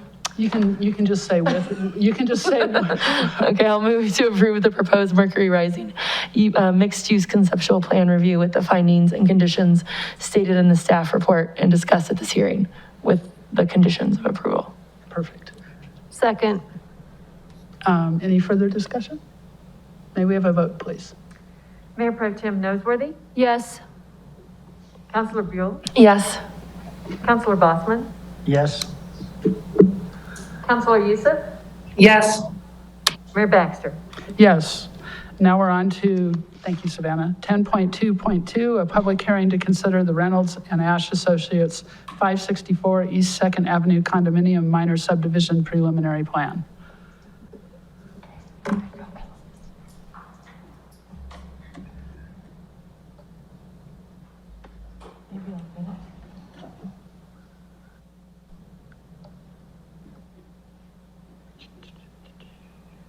So you're already sharing, Savannah? Yes, you are. Sorry. Hello, Vicki. How do you turn it on? You have a different form. Oh, thank you. Sorry for the technical difficulty. Good evening, Mayor, Council. I'm Vicki Vandergrift, planner with the City of Durango. And so before you tonight, we have a request from a company called 564 LLC, which is represented by Tracy Reynolds. They're applying for a preliminary plat approval for a condominium plat, creating 4 separate condominium ownerships in this newly constructed building at 564 East 2nd Avenue. There will be 2 commercial and 2 residential units. The subdivision's a minor subdivision. It went to Planning Commission on September 27th, and it was approved at a 5-0 vote. It's on to City Council now, and then final review is done at a staff level. The property is located 1 lot away from College on East 2nd Avenue, right across from the mayor's house. And some pictures of the building. It wasn't quite finished, but pretty close, and you can see the railing's not on. The plat's pretty consistent with what we would get from any condo plat. It does outline all the building, all the units and all their limited common areas and their parking areas. And there are no public improvements with this action. They were all completed when the building was built. We have code criteria, which it meets for any subdivision. The fiscal impact is really not because of the subdivision. It was built the building's already built, it's already being served, so there's no fiscal impacts with this subdivision. As far as applicability to the strategic plan, there is a goal of affordability and economic opportunity, and this subdivision will allow individual ownership opportunities for 2 residential units and 2 businesses, not necessarily affordable. And in conclusion, the building was developed and designed to be a condominium project, and that was always part of the original plan. The subdivision plat is really non-problematic and simple, and it does meet the Land Use and Development Code and the comprehensive plans. And there have been a few issues identified that need to be addressed prior to the final approval, which staff will make sure are all resolved, and then approve and then do the final approval for the subdivision. So it is a recommendation of the city manager and the planning commission that the city council by motion approve the 564 LLC minor subdivision preliminary plan with the findings and conditions as outlined in the staff report and the planning commission minutes, and authorize the mayor to sign the final subdivision plat upon completion of all the final plat requirements as determined by staff. Does the applicant have any presentation or anything? Pardon? Does the applicant have a presentation or any comments? Tracy? Tracy, do you have a presentation? No, I'm good. All right, I'll open the public hearing. Are there any comments on this development from either people here in the building or virtually? There is nobody online. Okay, great. Thank you very much. I'll close the public hearing. Council, do you have any questions? Discussion, comments? Melissa, do you have any? Nope. Okay, great. May we have a vote? Or no, I need a motion first. I make a motion to approve the 564 LLC minor subdivision preliminary plan with the findings and conditions as outlined in the staff report and planning commission minutes, and authorize the mayor to sign the final subdivision plat upon completion of all final plat requirements as determined by staff. Oh, I'll second. Any further discussion? May we have a vote, please? Councilor Buell? Yes. Councilor Bosman? Yes. Councilor Youssef? Yes. Mayor Pro Tem Noseworthy? Yes. Mayor Baxter? Yes. Thank you, Vicki. We're on to 10.2.3, a public hearing to consider the Buckley Park preliminary minor subdivision. Scott Shine, wonderful. Thank you for joining us. It's been too long of a day. Good evening, Mayor, members of council. I will pull up my presentation.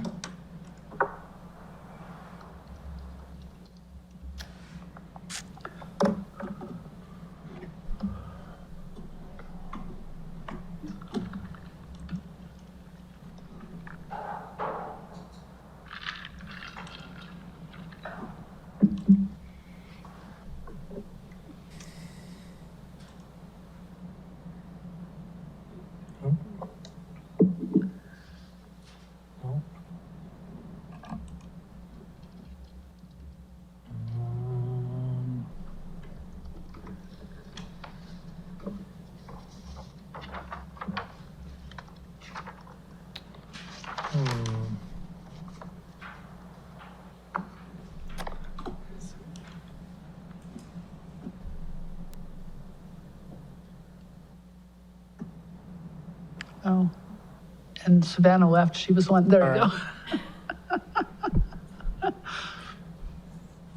Okay, my name is Scott Shine with the Community Development Department, and the item before you tonight is the Buckley Park minor subdivision.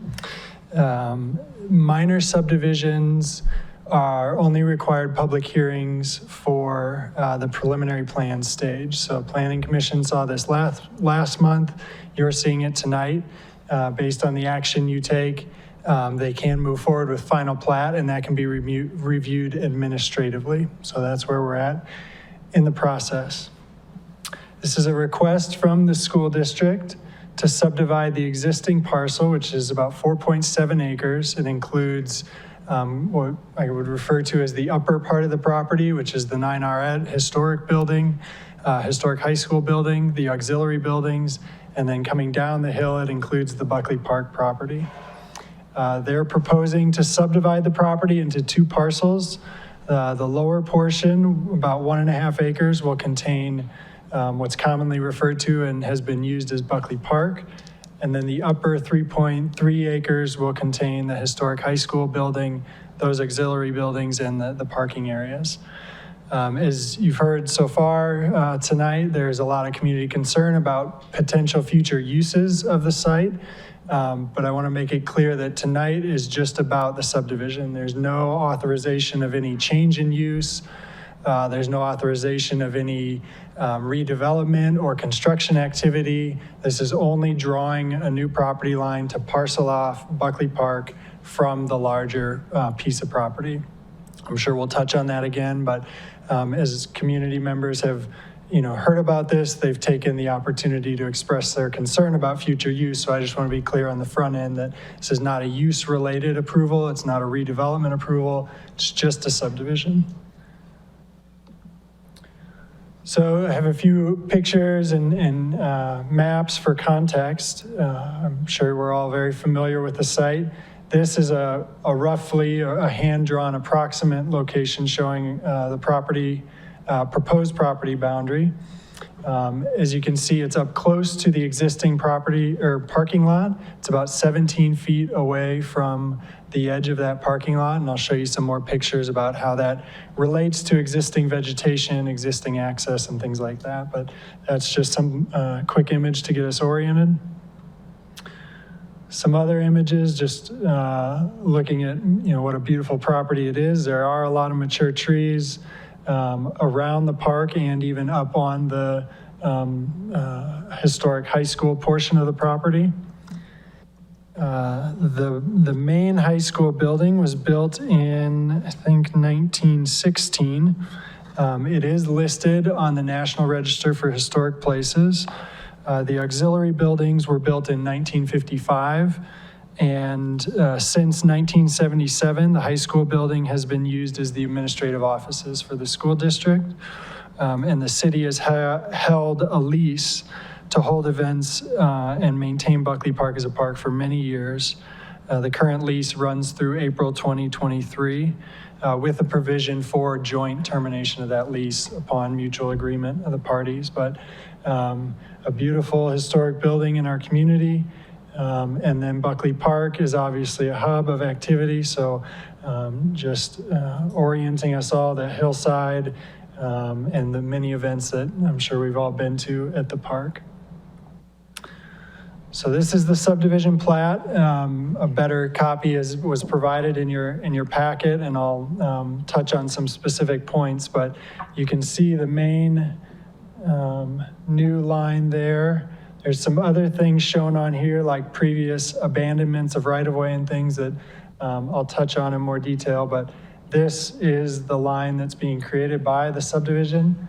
It's 193 feet from the front property line back, and obviously across the whole property. So with the subdivision, the main thing that is coming into play that we have to consider is where is that property line going to be drawn? And so as part of our subdivision review, we reached out to a lot of different city departments, foremost of which was Parks and Recreation, who's very familiar with the property. They provided this helpful map showing where they take access from to get stage and AV equipment in and out of the park. That's that hatched area. The other dots are different irrigation facilities. And so we wanted to make sure that where the proposed line was included all those facilities so we could continue to maintain the park, or eventually if the city acquires it, we have all the things we need there, access and irrigation to continue keeping the park in its current state. So all of those facilities shown on this map are contained within the new parcel. So the property line as drawn meets the needs of Parks and Recreation. We also talked to our engineering division and kind of in conjunction with Parks and Rec thought about our typical subdivision requirements, which include public improvements for utilities, sidewalks, curb and gutter, those types of things. And there is a missing piece of sidewalk along this portion of the property, I guess the northeastern corner of the park, and going up 13th towards the rest of the property. There was talk about should we require that upon subdivision to be built to our current standards. We talked to Parks and Rec, and as I think you discussed earlier today, there's plans to do some other improvements, assuming that the city will acquire the park. So they didn't want to preclude any access or any sort of a holistic look at the park by putting in vertical curb and gutter, restricting or changing access. So we decided not to require that improvement upon this subdivision. It would be done on any, park improvement project, and any other redevelopment of the main portion of the property would have to fully comply with our public improvement requirements.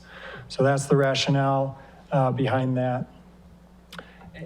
So also thinking about the property line, where it's drawn, we were anticipating that there would be concerns about, how the park has been used in the past, about the mature trees that are on the property. So we've done a pretty extensive look and visited the site a lot to understand how this proposed line interacts with recreational access, primarily sledding from the top of the hill. There's a trail across the hillside that mountain bikers use and walkers use to get through there. That trail is kind of at the base of the hill. And so that's preserved, that connection through. And as I'll show you in some pictures, the property line is really right at the top of the slope as it starts to turn and become more flat. And so we feel like even if changes are made and if there are things like, any fencing or things, there is still adequate room for that recreational access.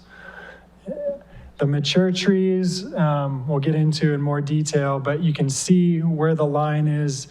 There's a large stand of trees all along here that will obviously remain on the park site, no question. And then I will share with you some information about the tree preservation standards that previous councils adopted to ensure that our urban forest is protected. And so I'll try and reassure you about the things that are in place that help to protect mature trees, especially on properties that are designated as historically significant.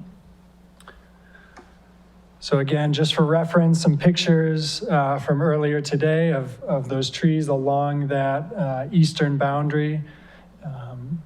You can see how much and again, if you look at this tree up at the top here, that's roughly where the property line is there. So all of these that are below that property line, and that tree, you can't really see it in this picture, are contained within the new park parcel. A lot of these mature spruce and cottonwoods are within the proposed park property.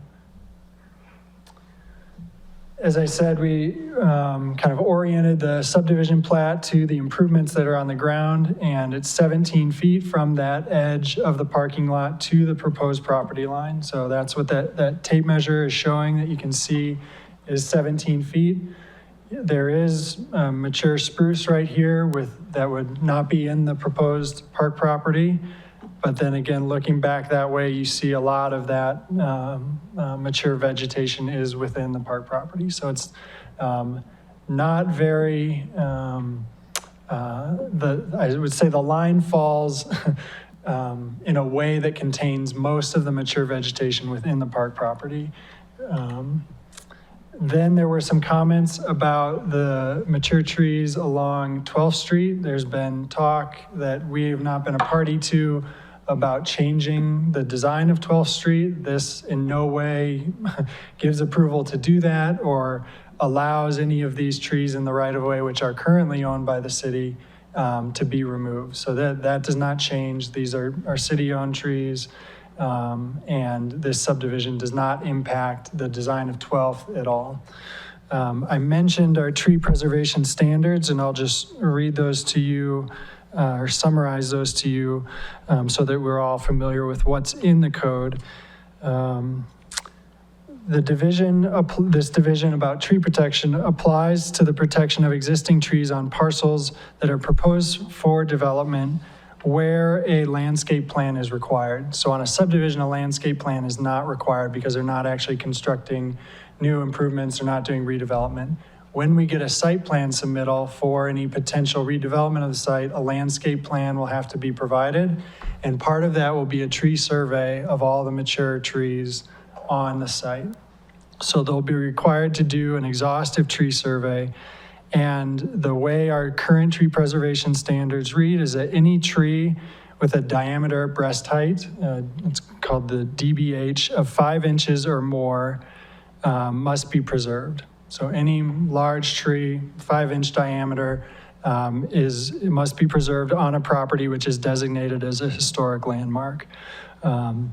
There are kind of alternative compliance standards where if it's completely impossible to preserve a tree, they have to consult with the city arborist. They have to get a tree removal permit to take out any tree at 5-inch diameter or greater. So I hope that gives you some assurance about the future reviews that we'll have on this property that are more specific to proposed redevelopment activity. We'll have a lot more detail about what's being proposed, and we have really pretty rigorous tree preservation standards that will apply to that future development. So another kind of interesting historical fact that came up when we were researching the title work on the subdivision, that's part of the submittal for a subdivision application. These are the previous abandonments that the city has granted to the school district as part of allowing the site to be developed initially as a high school and then be used as their administrative offices. So you can see where the alley between Main and 2nd Ave would have extended through this property. That was vacated, I think it was in 1914 or 1915, along with the extension of the 2nd Ave right-of-way that would have gone through the site and the 13th Street right-of-way. So altogether, those vacated areas that the city gave to the school district to facilitate the development of the site initially totals just over an acre of property that was vacated right-of-way. And the number 3 goes all the way to 3rd Avenue. Yeah, sorry, you can't. Yeah, no, that's okay. I just, Yep. it goes all the way past the mortuary to 3rd Avenue. Correct. Okay. There are easements and other things that overlay some of these vacated areas, but I just thought it'd be interesting for council to know the history on how because it's a weird shaped lot. There's this arm that reaches out to 3rd and the right-of-way doesn't go through. So just some historical information for you. As we reviewed the subdivision, we obviously assessed how it complies with the strategic plan that you've adopted, and this one really relates to enhanced livability and sense of place, about management, maintenance, and stewardship of parks.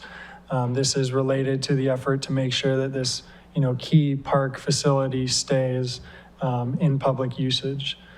Comprehensive plan goals, I listed a couple there, but overall, we feel like this project will help us attain the goals in the strategic plan and the comprehensive plan.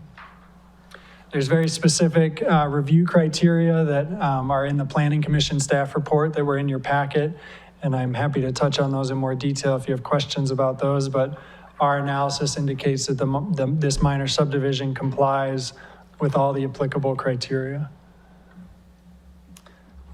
Prior to the Planning Commission meeting, there was one public comment submitted for this proposal. It was a letter from Mr. Hoke, and that was primarily about objections to the Fire Protection District purchasing the property, but there was a comment about the public improvements I discussed, the sidewalk connection, and hopefully I addressed that, but I'm happy to respond to any questions about that. And then a neighboring property owner spoke at the Planning Commission meeting and had questions about the way that property was dedicated to the school district. There's a small portion of the property that was dedicated by the Elks Lodge, and there were some questions about that. That does not impact this current subdivision, and that's how we responded to that inquiry. Planning Commission unanimously recommended approval of Buckley Park subdivision, and that's the recommended motion before you tonight. So I'm happy to answer any questions. All right, I will open the public hearing. Are there any public comments? Yes. Please, when you get up here, state your name and if you're a resident of the city. And you have 3 minutes. Hi, my name is Holly Duckworth. I live at 10126 County Road 250, and my business is at 170 East 12th Street. I support the subdivision of the Buckley Park area with the city but only with the city council legacy vision. Protecting the trees as a part prior to the subdivision, collaborating with fire, 9R, police, and public on the collective vision. The hodgepodge and isolated approach with a lack of transparency about the subdivision is either short-sighted, lazy, or maybe corrupt. A vision with the whole property prior to the subdivision that is transparent to the public, protective of natural elements, respectful of historical architecture. No mention has been made in this presentation about the 9R building. And multi-group collaboration is the reason you were elected to represent us. Thank you. Thank you, Holly. Any other public comment?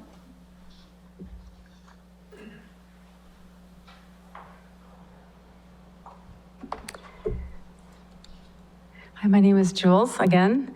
I would like to say that after hearing a description of how the trees are saved and thought about and the picture of that one tree, I would like to say that I would love it if that calmed me down, but it doesn't after watching the trees across the street from my house on 3rd Avenue, an entire block be clear cut. And a cottonwood that was actually a 53-inch diameter tree come down. So there might be rigorous rules, laws, procedures, but they don't often get followed and they get changed and shifted for who knows why.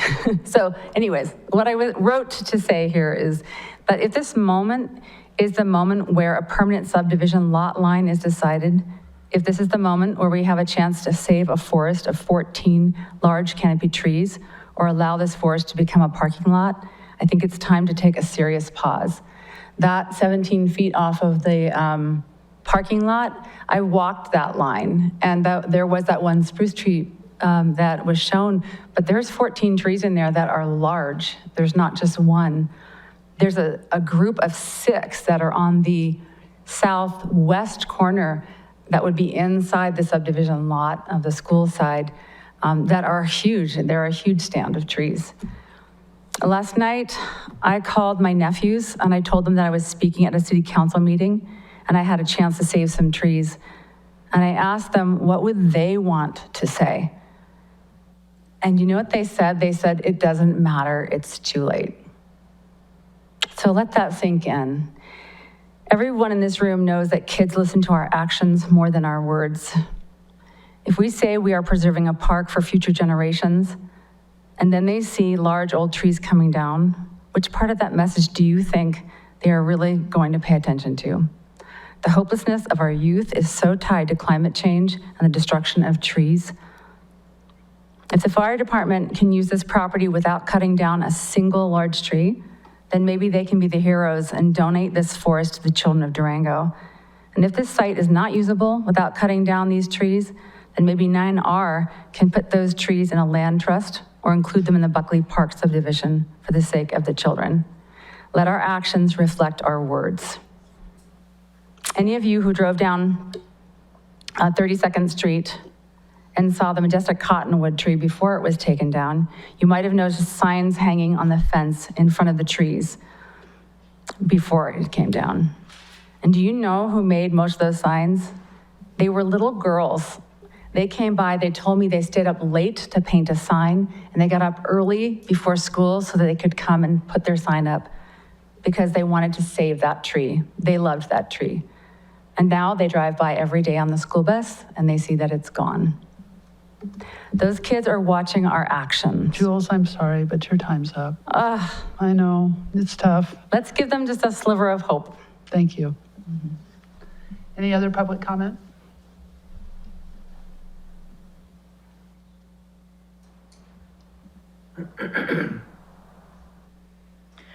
Holly Jobson again, thank you. I think there has not been a very clear communication about where the property line, the location of the property line for the subdivision would occur. I had heard from Chief Dowdy that it would be 14 feet out from the paved area, and now I'm hearing from Scott that it's 17 feet out from the area, and I don't think there has been clear communication about that, and I think we really need to let the community know what the area of Buckley Park will be. When I think about it, you look at Buckley Park as, man, it's a premier, it's a magnificent park in our community. And if you go and walk, I did it just 14 feet out from that concrete wall, but 17 feet out from that concrete wall. As Scott mentioned, there's the hill, and 17 feet takes you right to the top of the hill. Why does this matter? Have you guys ever been out there and watched the kids sledding on that hill? Keep in mind, when we make this subdivision, whether the fire district or somebody else gets that property, the potential would be that they can build a fence right there. They can build the parking out to right there.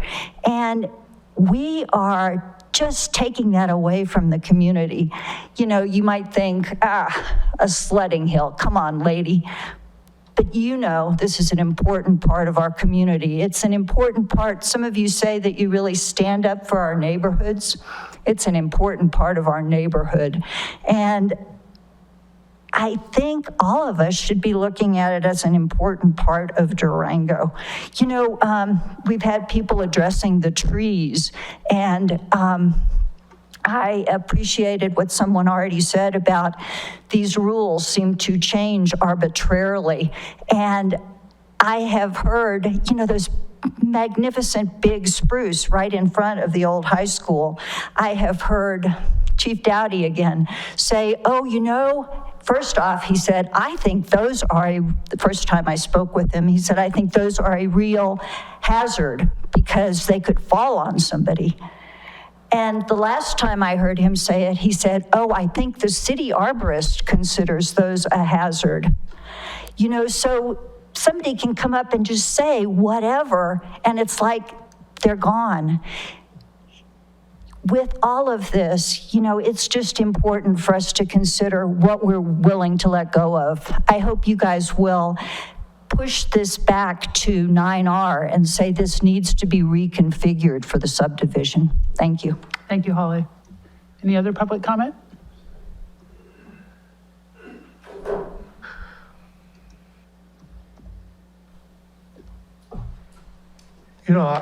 I didn't know there was a time limit on public hearing commentary. I don't know, what is it? 3 minutes. 3 minutes. How much? 3. 3? Yeah. I just, before I begin, I just think that's literally an abrogation of due process Fifth Amendment to limit public testimony on something like this to 3 minutes. It's almost unconscionable to keep people limited to 3 minutes. I could see 5 minutes or maybe even 10 minutes, but 3 minutes is pretty tough. So anyway, I'd like my comments to begin now. According to the February 21st Memorandum of Understanding, the goal of it between the city and the school district is to preserve Buckley Park. And I'd like to say, I'm talking not just about trees and their preservation and the canopy, but this park is the city's only village green, the only public space that's really identified as being one where the community can go to gather. And so when we talk about preservation of a park, I think you need to talk about the ambiance of the park, the peace, the quiet, the solitude that you can get in a park setting.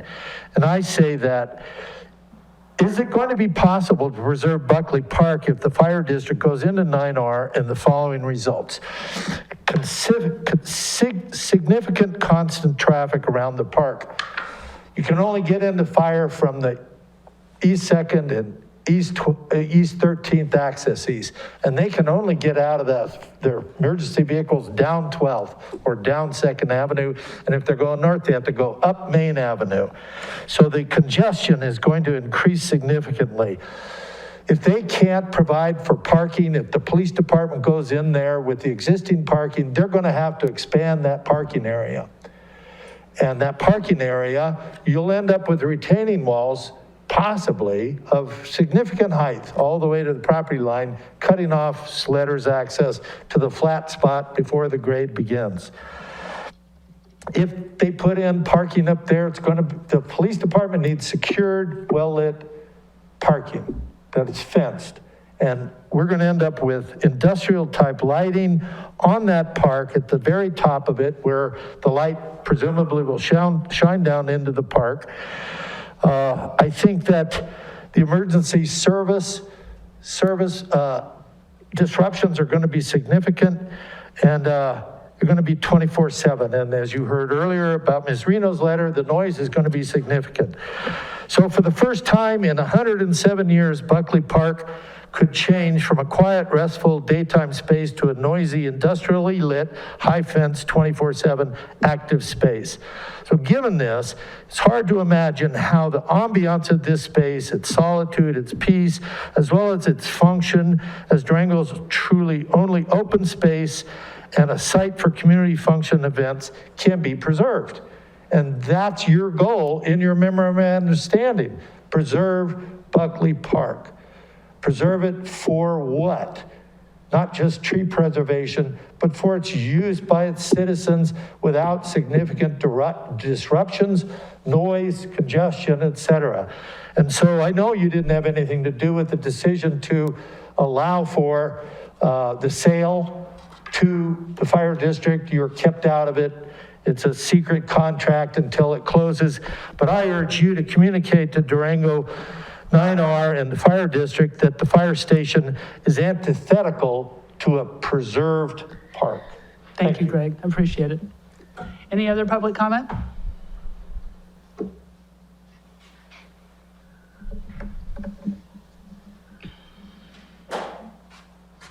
My name's Joe Hannerhan. I live at 40 La Plata Place. I'm also the owner of Durango Cyclery right across the street from Buckley Park. It was good to hear some things from Scott about preservation and the precursor to his presentation about how this didn't have anything to do with the 9R building plat and that usage. However, I think the undercurrent of this whole meeting is that we all know that it does. And once again, that's kind of the frustrating thing, where we're separating what's actually happening from what we know is happening. With the meeting that some of my fellow citizens had with Chief Doty at the park on October 7th, he stated that as soon as this plat is approved and the subdivision is improved, they're going to close on their deal with 9R. That ball is going to be rolling. I'm a little bit concerned about that inertia, and I think everybody in this room that's here talking today is as well. And this is that opportunity for, once again, I'm just asking you guys to step up and show some leadership, create a truly transparent public process where we can have a public forum with 9R, with the fire board and yourselves, and the planning commission even, and our fellow citizens who can show up and talk about this. I'm keying in. I don't know if I wasn't looking at Greg's notes there, but I had a lot of the same concerns. We're here to subdivide and preserve Buckley Park, but to what end? It's not just a park, it's really an experience. I work across the street there 6 days a week. I see what's going on, I see the events, I see people just like taking moments out of their day to go and chill out and enjoy lunch in that park. And it's not just about the sirens, it's about the rumble of those fire engines. Those things are gonna echo up and down that hill. using their engine brakes going down the hill, tooting the siren at Main Ave, and when they come up the hill in front of my business. I have to stop conversations in my business every day, multiple times already because of the train horn coming across. I'm gonna have to start doing that again when the ambulances and the fire trucks come back from responding, probably on a little bit of a delay from where they are currently, and start, coming back to their station and rumbling their engines. I hope I don't hear them running their chainsaws and doing their engine tests as well, based on the letter that we heard from that former firefighter. So once again, I know this process, this subdivision doesn't really have anything to do with the 9R building, but we know in the subtext that it does, and I'm just urging as this goes forward and this ball starts rolling, to pump the brakes, really include the public in this process. I think it's tremendously important for the future of this neighborhood and downtown. Thanks. Thank you. Any other public comment? Do we have anyone virtually that wants to comment? Yes, Mayor, I have Ted Wright. Ted, go ahead. Thank you again for a little bit extra time here. I'm not going to take very long, and I'll yield my time that's left to Greg Hoke to conclude any statements that he was prevented from making due to the restrictions of time. We don't actually. If that's not available, then I'll just go ahead, since that's not something we wanted to allow. Let me just say it's premature. It appears to be premature. It appears to be somewhat deceptive to suggest that this is independent of a three-way deal that's been simmering out there. So it does appear to be unreasonable and not straightforward. It doesn't reflect well, and it seems that you have come to that conclusion if you have been listening to all the comments, as well as the fact that in a couple of days it appears you're doing a joint study session with the fire department. So you have an MOU with 9R, you're going to have a joint session with the fire department. These all fall together. You're deep in the mix. So I'd love you to protect our interest in the park. And you may not be drawing the lines. You may be letting somebody else do it while you close your eyes. Thank you. Thank you, Ted. Any other online virtual speakers?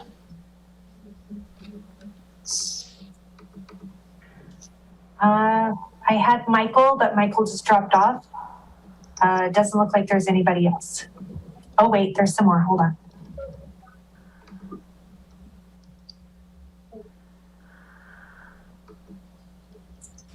Mayor, there's nobody else.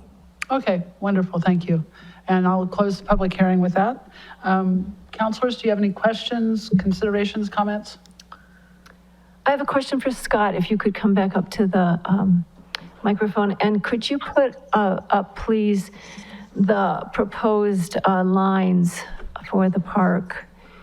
Yeah, and my question is, was it a straight line drawn because of a discussion with 9R? Is there a possibility to actually have it be a jagged line that allows for the sledding that's mentioned, ample room there, and protection of the trees? Yeah, subdivision lines are often drawn at not straight lines. So was this a bit more of a convenience, straightforward, or were you receiving any direction from the 9R that it needed to be where it's at? I think, the surveyor is the one who draws the plat, and like I said, there was some conversation about making sure all the facilities were included and those types of things, but I think it was kind of for sake of simplicity and using previously established lots and language, but that can certainly be something that we ask them to adjust. Thank you. I walked the line as well, and I was pleased that most of the mature trees are on the side of the line. I would also say that I think if you could just kind of kick that one side out to include because my kids sledded that hill all through their youth, I think it's one of the, probably the easier access sledding hills in Durango. And so if we could include that, I think that would be phenomenal. Can you just clarify, kick? That, yeah, right This there. is that corner That's the you're side, talking yeah. about? Okay. Counselor Youssef or Bosman's, do you have a comment? Now, although I'm confused on the line you just drew, because my kids slept there, and it's typically the left side, not the right side. That side? I mean, it's kind of most of the back, I guess, but the steeper. Maybe it's both sides. Would you want to, if I can, again, just clarify, would you want it to jog and come? Yeah, up? that's like where most of, when my kids were there, where it would like set up is in that area right there. Okay. And like run and haul butt and like fly down the. Yeah, and I think there was a reference to there, this is a stand of spruce right there, Yeah. 6 or 7 spruce, so we could also include that. I mean, Counselor Youssef, do you have a thought about the property line itself? Not about the property line. I personally see no reason why it can't be right up against the concrete, to expand as much of the park as possible all the way along. And it would preserve the trees. It would achieve all those goals. And I also think it would leave more room. I don't know what, eventually I think we've been talking about putting public facilities like restrooms, that it would leave us more space for that, particularly on that north side up there, the northeast side. So I personally think that we should go back and have a conversation about that. Could I ask another question? Yeah. This Oh, is yes. actually for the city manager, if you would please, Jose.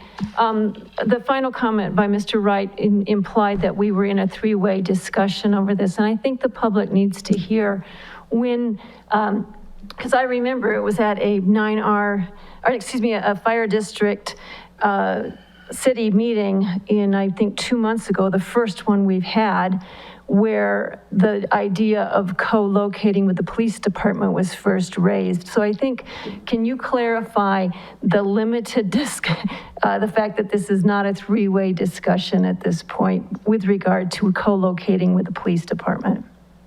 Yes, this is not a three-way discussion. There hadn't been discussions until there was the direction at I guess it was August 31st with the Durango Fire Protection District, where Chief Doty presented his idea of co-locating both buildings together, or should I say moving the police department over to the fire department if they were to complete the purchase of this property. And the council then had directed staff, I think it was at the following council meeting, to begin a preliminary analysis to see what that would entail.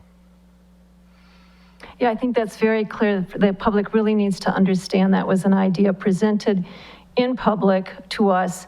And it's also my understanding that it was presented to the former mayors the day before by the fire district. So they had more information sooner than council did. So I also think that there's merit in looking into it, but it is not something that the city has engaged with as regard to this building. Could I also suggest that coming back with a plan to preserve the trees and the sledding capacity, and also, you mentioned the 3rd Avenue, excuse me, not the 3rd Avenue, the 2nd Avenue, the lack of sidewalks going up there, that was given to 9R, and it's understood. So is there a clear understanding that that would not be changed? It would remain as it is? I'm not sure. No, Maybe the I'm not making my sidewalk- question. The sidewalk would get developed when development occurred. When development would occur? Yes. Okay. Yes. So a couple of things, and one of them is the sidewalk, is that we have no guarantee that the fire department will actually develop this property. They might buy it and decide it doesn't work for them, given whatever parameters, and then we wouldn't have that sidewalk developed. So I'm not certain that not requiring it upon subdivision is a good idea. It's just a thought. One of the other things that we usually see when we see subdivisions is we see some at least conceptual or some back of the envelope sketches and ideas about what the future plan is when that property is subdivided. And we don't have any of that here. So we have it for Buckley Park, essentially, although we don't even have that because we don't have a plan yet except to keep it a jewel of our community. But we don't have any idea of what the other half of the parcel that's being subdivided, what is really going to happen there in any way, shape, or form, other than that there's going to be a fire station. So we have no idea of what the impacts are on the community. And usually when we do a subdivision, we have at least some conversations about that. So this concerns me. And the other part of it is that we have to look at this, we can't just look at it about what this frees up Buckley Park to do, meaning coming into the city.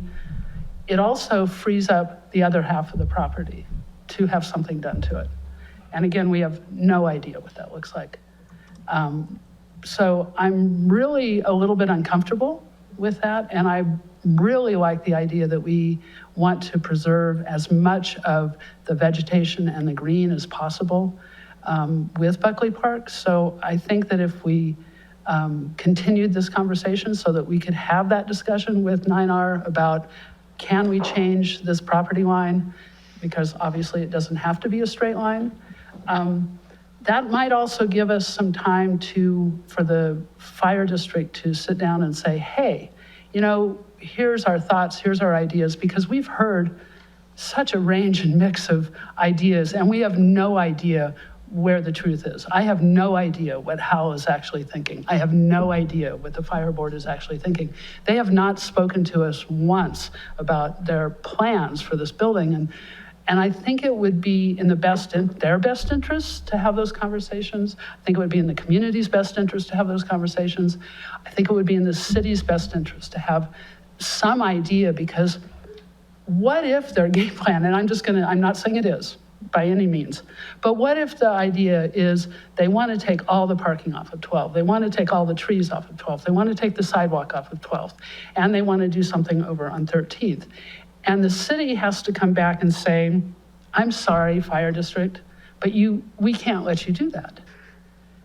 So then the fire district has bought a building and a piece of property for millions of dollars that they can't actually make function. And they haven't come and talked with planning about this. They haven't even gotten the faintest idea of what would work. And so I'm really, really concerned about this, not just for Buckley Park, not just for the city, but also for the fire district and the residents of the community and the taxpayers to the fire district. So I personally would suggest that at least, if only for the conversation around how to get as much land in Buckley Park as possible, that we continue the conversation, give staff time to have those conversations, and then hope that the fire district does the right thing and comes forward and has some conversations. Could I add to that, Mayor? You're eloquent, so I don't think I can add much on it, but may I suggest also that we have this meeting, and it is not a private meeting. It is public meeting with the fire district that came about, and it's this week, Thursday at 4 o'clock. And it came about in part because there was not the kind of communication between the fire district's purchase of this facility. But may I again go to the city manager and see, is there a way to make the discussion of preliminary plans for this site strongly encouraged or even required in some way, adding on what the mayor said? And could we look at that being part of the agenda for the Thursday meeting? So there was something added on there, yeah. As a condition for the subdivision. Oh, well, isn't the subdivision with 9R though? So isn't that opposite? And I'd like to push a little bit because we did a subdivision early on when I got elected at the Best Western actually, where that we were subdividing a plot that was not the accurate size, and no one said what was happening to it, what my plans were, what their plans were. Like it was like a hotel and restaurant, and so to come in and say, well, we don't have your plans yet, well, they probably don't have an architect yet, and to honestly think that, well, I know that they have an architect, and And to think that the Texas developer that came in second place wouldn't ruin this place more than someone who actually cares about our community is kind of a far stretch. And so I'm just saying, like, I think that because people have to do things, and we go into executive session all the time for land, and because people have to do things to make progress, people are coming at us like we're hiding things. We've had this is our second public meeting with the fire department, right? 9R is the one that made that decision with them. To say that we're not going to try to do what's best, like push back on Scott. Let's try to make that sledding hill better. Let's try to get that group of trees if we can, right? Let's talk to Hal about the preservation of trees. Let's do everything we can in a positive way instead of such a negative, nasty tone. I just think that they're gonna do what's worse for our community. My kids' favorite thing about walking down the river trail over where that swinging bridge is running into the fire station. Like one of their favorite things in the entire world growing up. So to say that like every kid is gonna get ruined because the fire station is next to Buckley Park is like a little dramatic. I'm just saying. So like to say that they have to have preliminary plans or we want to preserve this. I'm excited about doing this parcel. Like it's gonna be the cities. We get to build restrooms and do all these fun things. And this whole conversation is so negative around something that's so amazing and great and that we get to be a part of. And I'm not a fan of that, so. Councilor Youssef, do you have any comments? I'm taking it in. I want to suggest that I have a lot of respect for the individuals who spoke tonight and for a lot of the sentiments that have been shared with many of us directly by a lot of people I have a lot of respect for. I also agree with Councilor Buell that this subdivision it's about protecting such a critically important community gathering space, an asset that we want to protect and preserve for generations to come. And I don't necessarily see this as the proper avenue to stop a sale that is between two independent taxing authorities that we have no control over. So I'm looking at these as two separate ideas, but I don't think that there would be any. I don't think there's willingness. I don't think that there's willingness on the part of staff or council, from what I'm hearing, to allow for any removal of trees or reduction of parking. It just wouldn't work. And I think that participating parties who would be listening to this would know that. And it's not going to be an option. And so they would want to consider that heavily prior to purchase. But I don't think that it necessarily should hold up our subdivision process and the ability to have access to such a gem of an asset that we all want to preserve and protect. So I'm somewhat conflicted right now. Thank you. Councilor Bosmans? Yeah, Scott, maybe can you just two very specific questions? There will be a setback requirement for anything they do on the property boundary line, is that correct? There are setbacks, and I would have to look to be sure, but in the central business district, there are, for certain lot types, there's 0 setbacks. So I would have to look to just want to make sure I get you accurate information. And then the other question I had is the trees, if I understood you correctly, because the historical property is the 9R building, is not Buckley Park. So the trees would actually be better protected on the 9R property lot, or do I misread that as well? I think it's the property that's on the National Register. Do you know, Vicki? Sorry. Okay. So we can look into that, but there's tree preservation on all lots. They're just more restrictive on properties that are on the National Register. Yeah, but it's on the 9R building. That's where I'm going. But it doesn't matter. I think I agree with the sentiment. It's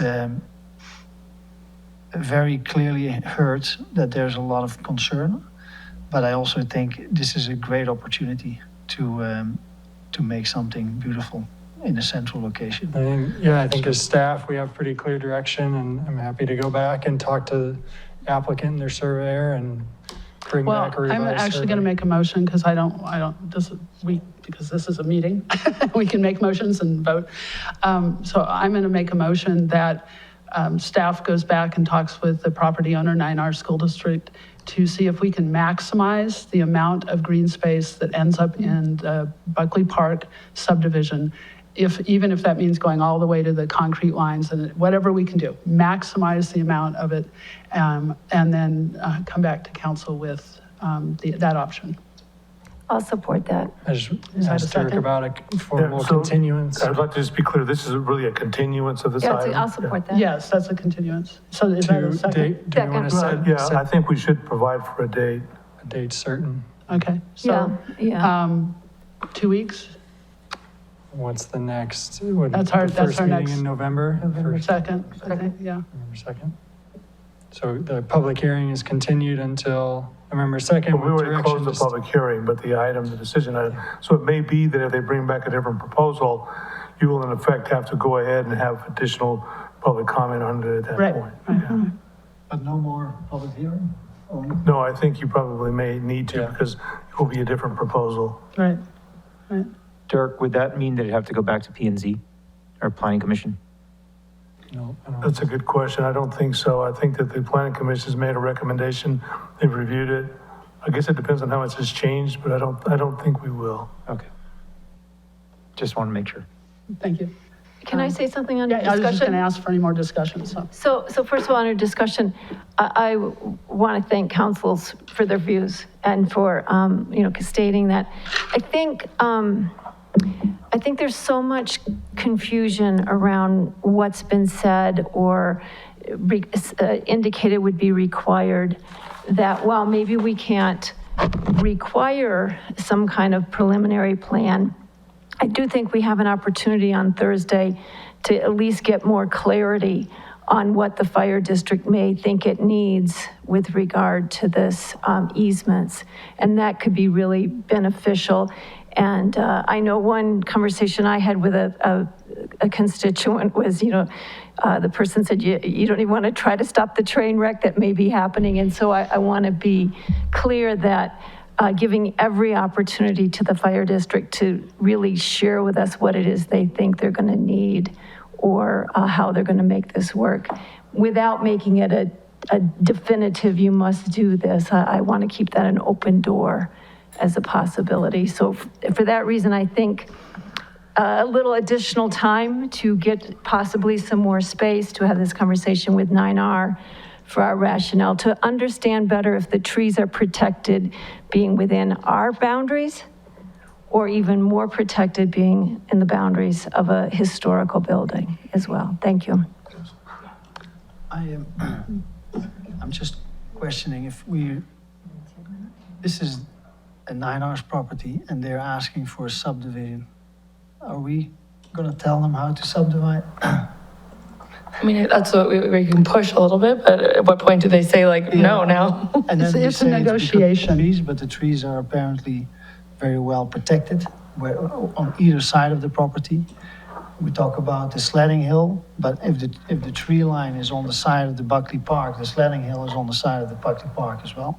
So I'm almost wondering, are we just trying to stall this until we have more I think having in our community? I understand a little bit of time makes sometimes sense, but I think we also are. But also, I think having a good conversation with them, and I think we have a good relationship with 9R, and that's how we get the most out of everything, right? Like, listen to our constituents, talk to them. I think a couple weeks isn't the end of the world. I think I support that as well, you guys. I think taking just 2 weeks, I appreciate that it's just 2 weeks. If we take 2 weeks, maybe it will help clarify some of this and encourage some more dialogue. I agree. And then we can start that process with them on days, let them know where we were coming from in this decision directly to the DFPD, and hopefully encourage them, to do some more outreach and meetings with the school board. And so am I also hearing then that we should add that to our agenda with the fire district, this kind of conversation? I think we're going to need to, because we really do want to continue to conversations about this subdivision, and on November 2nd. And so, so hopefully these conversations can take place. They can give us some ideas to what they're considering, their thoughts, and share that with the community as well. And I think that will be a really good part for this process. Great. I know we're in the middle of a motion, but do you guys all support having that be on the conversation? Okay, great. I believe it's in here with update regarding the potential designs, plans, and combination of the Durango Police Department for the 9-hour administration building and Buckley Park. It's what Olivia. So I think we can kind of cover great. that. All right, I just want to make sure that we all, hear that. Okay, that's great. And that meeting is on Thursday at what time? 4 o'clock. 4 o'clock, and where will it be? Here. Here, okay. Any further conversation? As the announcement, I don't believe there's public comment at those meetings. It's a working study session. You are able to attend, but they do not take public comment. All right then, so may we have a vote, please? Mayor Pro Tem Nosworthy, Yes. Councilor Bosman, Yes. Councilor Buell, Yes. Councilor Youssef, Yes. Mayor Baxter. Yes. Thank you. All right, so if I can find my glasses, I'll read what's next on the agenda. Administrative. Do you all mind if we take a 5-minute break before we go into administrative? Does that work for everybody? Thank you. Is there a spot to do the airport commission meeting here? Because it's like an overlap with fire, so I can be, I think it's at 4.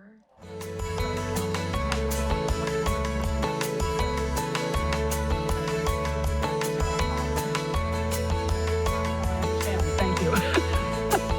Okay, on to administrative. 11.1, discussion and possible action to adopt a resolution approving the city's participation in the Colorado opioid settlement memorandum of understanding and authorizing the city manager to execute all the necessary documents for the city to be a party to the settlement. I'm sorry, it's getting to be really late, and when I read execute, all I could think of was execute everybody standing in a row, so I'm sorry. Just Talk with their heads. Oh, Chief Bramer. Well, good afternoon or good evening, Mayor and City Council. My name is Bob Brammer. I'm the Chief of Police for the City of Durango. And thank you for this opportunity this evening for me to be able to present on behalf of the Attorney General, Phil Weiser, with the opioid MOU proposal that he's having. I think we're sharing everything here, so we should be in good shape. Okay, so just real quick. This is a new initiative. This just came out not too long ago. There was a settlement nationally with some of the big pharmaceutical companies in regards to opioid overprescriptions and the crisis that's created over the last few decades or so. The Attorney General visited us, local law enforcement, as well as our healthcare professionals about 2 weeks ago, and we participated in an overall vision of what he has in regards to how it's going to affect Colorado as a whole. Colorado is set to receive upwards of $400 million in reparations from the pharmaceutical companies over the next 18 years. That is if upon the participation of local governments across the state involving themselves with the Attorney General and this MOU as it goes. I read in the Denver Hope Post today that the first city to enter into this agreement was Arvada in Commerce City, and that was as of today, so we're pretty close to being in the forefront of this. As we move forward, the allocation and the distribution of these funds are going to be about 80% to local governments, which are going to include a regional distribution as well as specifically individual to municipalities and counties across the state. And then some of the additional money, the remainder of the 10% or 20% is going to be out to the state entities to be able to govern this as well. But again, it's real important that we have those allocations here with us, and the more participation we have, the more money we're set to get based off of the litigation that was taking place in regards to how they sued the pharmaceutical companies. Region 17 is who we are representing here in the lower part of our state, in the southwest portion of Colorado. So it's going to be Dolores County, San Juan County, Montezuma County, La Plata County, and Archuleta County. Sheriff Smith and Sheriff Nallen from Montezuma County have been the local representation as far as the panel of experts thus far in determining what potential this funding is going to be used for as far as treatment or mitigation or harm reduction within our areas of concern. I did some rough math based off some of the appendices and how the distributions are to be set out for our regional allocation. And this is with the assumption that we get $400 million worth of funding across the entire state. And we get our full allotment here in our region, which is that area, Region 17 that I just talked about. And so our region could benefit about $3.4 million over the course of 18 years. That's if we're 100% participation. And then locally, the 20% distribution that would come out would be broken down, again, if we were in 100% participation within our county for the local government, as it's set out to the county itself, and then to the municipalities that are being supported by this. And our share over an 18-year period would be 29%, which is about $190,000 roughly over that time. One of the things that the Attorney General did speak of was we can pool our money.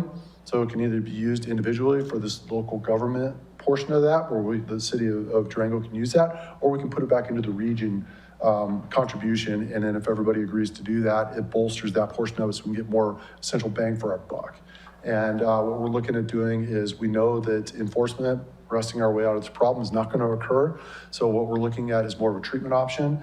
And that's going to be a combined effort between multiple entities within our area to include law enforcement, the medical professions, and everybody else as we distribute that with intensive rehabilitation. That's one thing this part of the state severely needs, is like an inpatient type rehabilitation type center. We have a detox, but we don't have the next step. So we have to contract out either to Pueblo or to Denver or potentially even Grand Junction for those areas. So again, it's in its infancy right now. There's two potential governing bodies, one at the state level, which is the abatement committee, and then the local Region 17 committee that has not been formed yet. But this is going to be the first step, is entering into this MOU and then working with our local partners in order to determine where those funds will go. So that is what I have for this evening. So you may not know the answer to this. I kind of doubt anybody's asked it, but this payment's out over 18 years and at $650,000 or whatever it is for our region. That's like, what do you do with that over 18 years? Can this be bonded up front and then have the payments pay for the bonds so that we could actually do something right away with $650,000? That I'm not sure of. The way I understood it from the Attorney General is there's going to be a greater sum up front, and then it's going to partition down. So there will be a greater starter cost essentially that's going to be put out there. I don't necessarily know, the structure of what that would be if we could bond it or not. Again, Dirk might be able to answer some of those questions. Yeah, I think he's probably the more Well, informed. to the extent that it's a bond, it would be debt that would have to be approved by voters, of course. But I think it's theoretically possible if it's a firm enough flow of resource or revenue. We could look. That's a good question. Yeah, it seems like you could get something done right now instead of waiting. Yes. Well, I did want to add to your point there that there is the Southwest Consortium on opioid overdose prevention, and they've put in a multi-million-dollar proposal to address. They've done a huge community program of what's missing, where are our gaps, and putting in. So there's external funding, and that actually would be a first of a series of grants. So this is something that could augment it. I also did want to thank the chief for attending. I went to a few of those sessions, not all day, but I saw him up at the front speaking on it. And I think, Chief, maybe you can talk about it. It's more of a problem than we realize, is what I'm hearing from the meetings that I have attended. It's more prevalent than we recognize, I think. Absolutely it is. It's been a problem for years, and we've seen an increase in, not just the pharmaceutical drugs that are coming in, but also the illicit drugs that are coming in as well. And that's more like heroin, fentanyl, the synthetic drugs that are coming across from Mexico and other countries. So it is a significant problem that we're facing within our community. And with the evolution of how we are looking at these things, because I mean, technically right now, heroin's not even a felony misdemeanor anymore, or a felony charge anymore to possess. It's a misdemeanor. So our society's speaking to this, knowing that the street user is got more of a problem, and it's not helping us just by putting people in incarceration and putting them behind bars, because they're not getting the treatment they need. And when they get back out, they go back right into to the addictive state that they had before, and it's not a recovery system. So we need to work more towards either both the preventive, the education, and also the rehabilitation of these people to face those addictions. Are you looking for a motion to participate in this MOU? Is that Yes, where we are with yes. this? So Need to approve this resolution. Okay, so I just wanted to make sure, do we want to make a motion and then have discussion, or do you have a question you want to ask first? No, I think very clear presentation makes sense to join the MOU and tap into it as a joint thing. Does Bayfield and Ignacio, all these other communities and counties, do they have to do the same thing as we're doing here? yes, they do. Oh, well. Yes. Okay. Well, let's In order get for it us to done. maximize the benefit of the settlement that's out there from the pharmaceutical companies. Okay, well, appreciate it. And the use, of course, that you presented is, I think, a very good use. And I think, Chief, you could also add, because I know Marcia was there, Marcia Porter Norton, maybe you could verify. My understanding is the county commissioners are fully on board with this. Absolutely. Commissioner Salco was present, as well as Porter Norton, and she was hoping to be here this evening. She just knew the schedules could be late, she couldn't make it. So there's at least two right there that are committed. Do we have a motion? I'd like to make a motion to move forward with this MOU. What's the resolution number? It's resolution R 2021-62. Resolution R 2021-62. And to execute all the documents necessary to be a party. Yes. I'll second. Any further discussion? Oh, may we have a vote, please? Councilor Buell? Yes. Councilor Bosman? Yes. Mayor Pro Tem Nosworthy? Yes. Mayor Baxter? Yes, thank you, Chief. Thank you. I very much Thank you. appreciate it. 11.2, discussion and possible action concerning the city's water master plan prepared by Short Elliott Hendrickson. I had no idea SEH was Short Elliott Hendrickson. I learned something today. Wonderful. Yes. Ms. Good Baker. evening, Mayor. Good evening, councilors.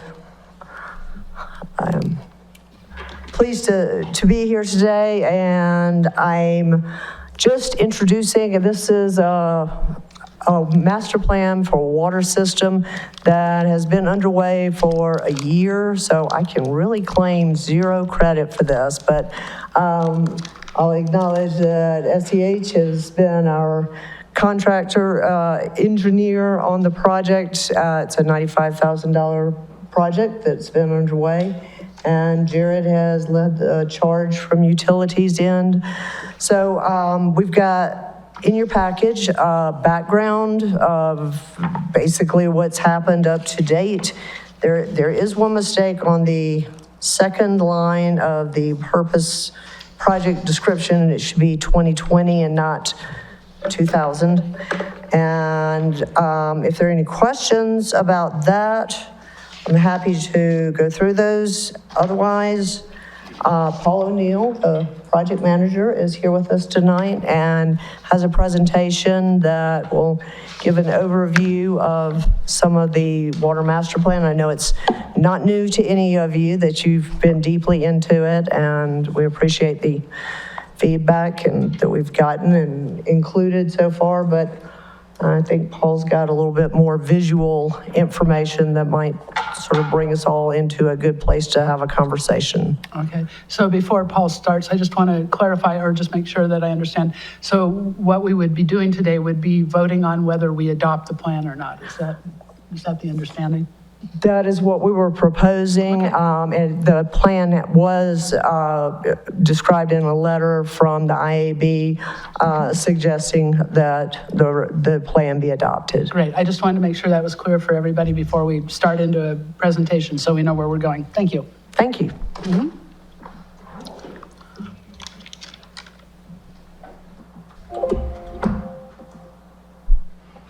Evening, everyone.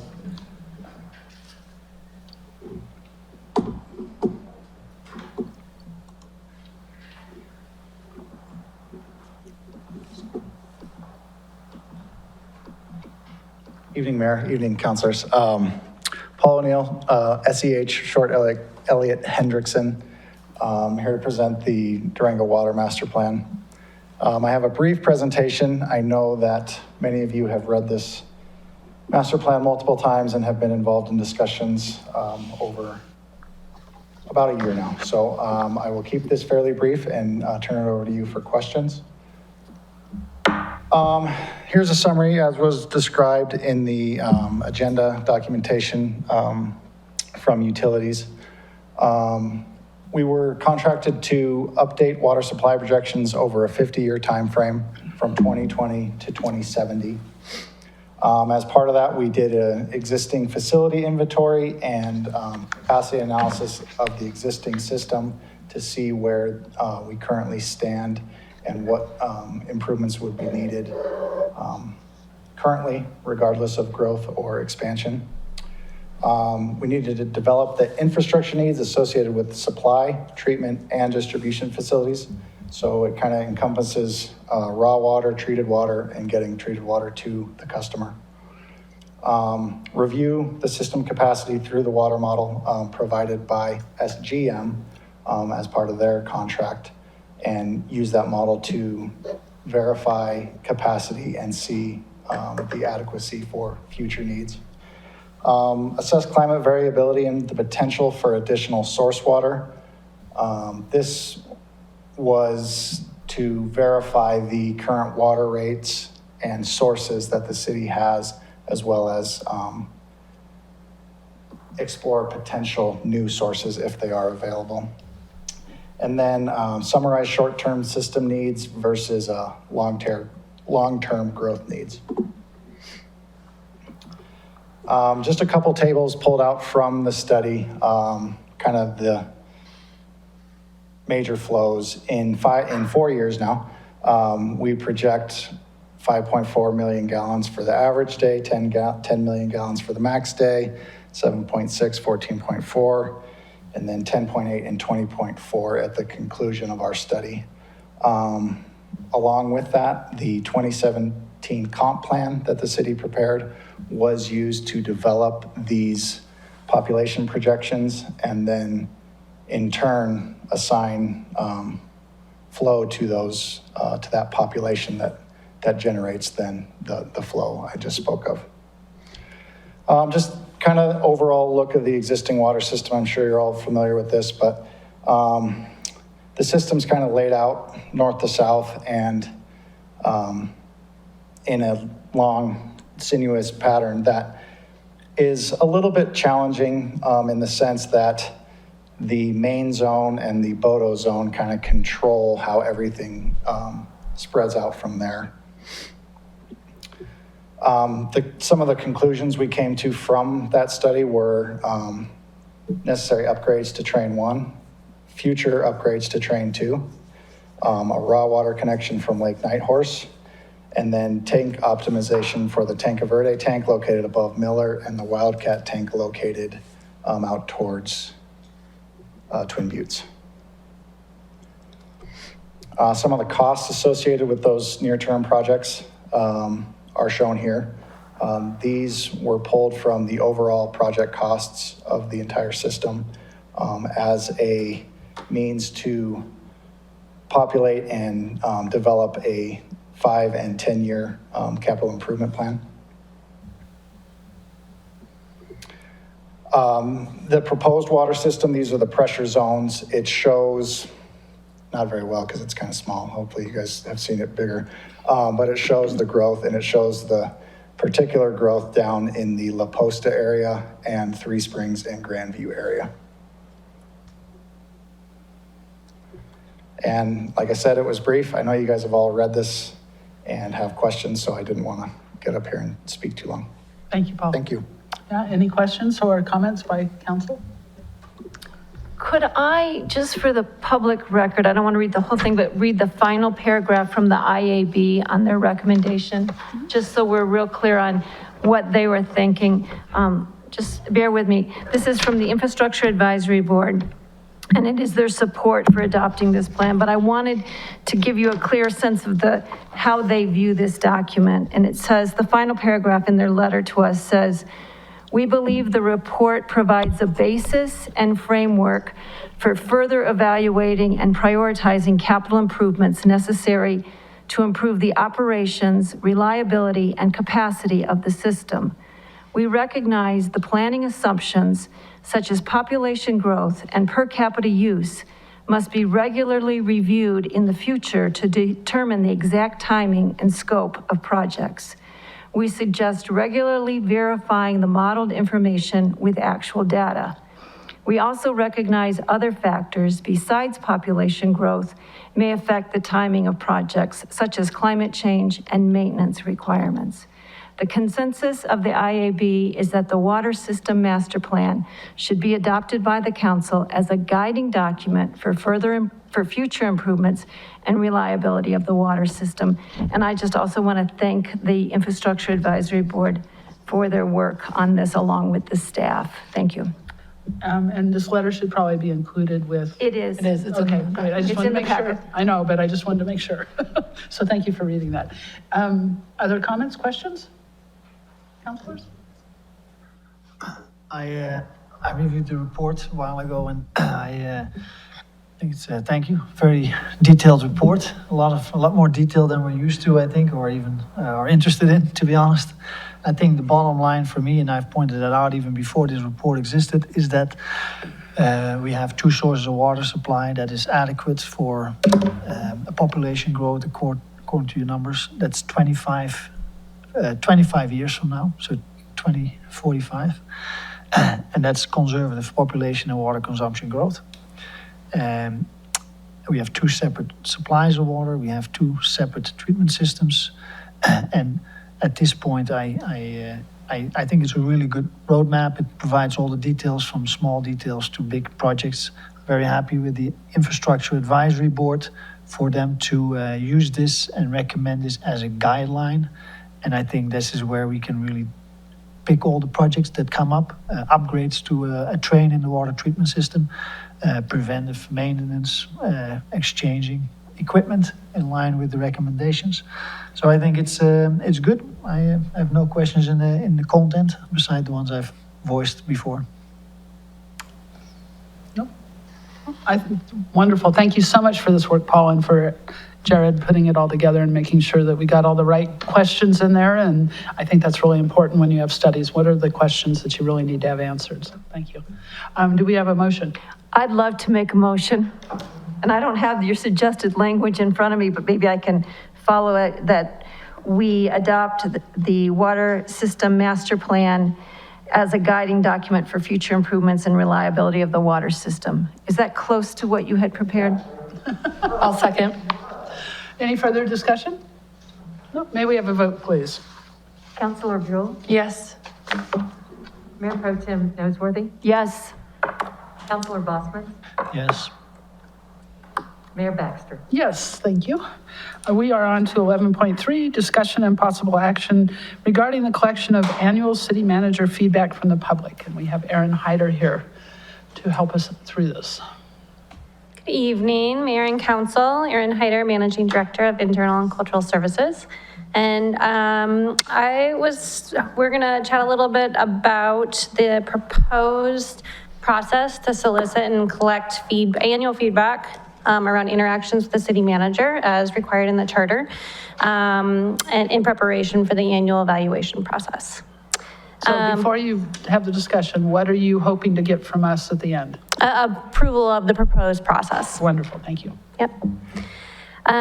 So if to start with, in early 2021, we established a performance subcommittee to tackle several different items related to appointees, including establishing a goal-setting process, finalizing job descriptions, enhancing the process in which we do collect the annual feedback for the city manager, and enhancing the process in which we provide and go through the annual evaluation process for our appointee positions. So the performance subcommittee, we've tackled the first two. We completed those in the early spring, late spring, and now we're on to this next step regarding the process to collect the annual city manager feedback. Where we started was through research. The historical practice has been more of a notice, a public notice with an invitation to solicit feedback or provide feedback directly to city council in a 30-day period. It was posted in the paper, and that was essentially the process as I understand it previously. Through our work, the process moving forward would be, number one, through an online collection tool. We've partnered with Zen City as a third party to collect the feedback in a short summary that has defined questions that are specific around interactions with the city manager. It's not an assessment of performance. So to be clear about that. So we have worked with them to be able to collect that data. They would then collect it. They would be able to provide all that feedback back to me. And then I would be able to, it would be compiled, and I would email that out to council and to the city manager for review of that feedback. The timeline, that's proposed is, we would open it for 10 days. We have a media and communication plan that we have a press release, social media campaign where it'd be posted with links accessing across the internets. And then we would also include a public notice in the paper. That could start tomorrow, be open for 10 days. It would close November 1st, which would allow us to then distribute the feedback that is received around November 5th, which then would correlate with the proposed process around the evaluation process for our appointees. I think that's really the overall process, and I'm happy to answer any questions. Council, do you have questions? Well, I will just say, Erin, I was one of the two people working on the working group on this with you, and I appreciate the attention to detail you've given and how far we've come in a short time frame. So thank you for keeping the working group on task and keeping us moving forward. Of course, thank you. I had a question. You do a survey as well, yeah? Is that the survey that's going out to 300 people, or the people that are signed up on the website? No? No. It's not a survey. You get feedback. Do you ever consider doing a survey through the utility bill or something like this, where you reach everybody in our community?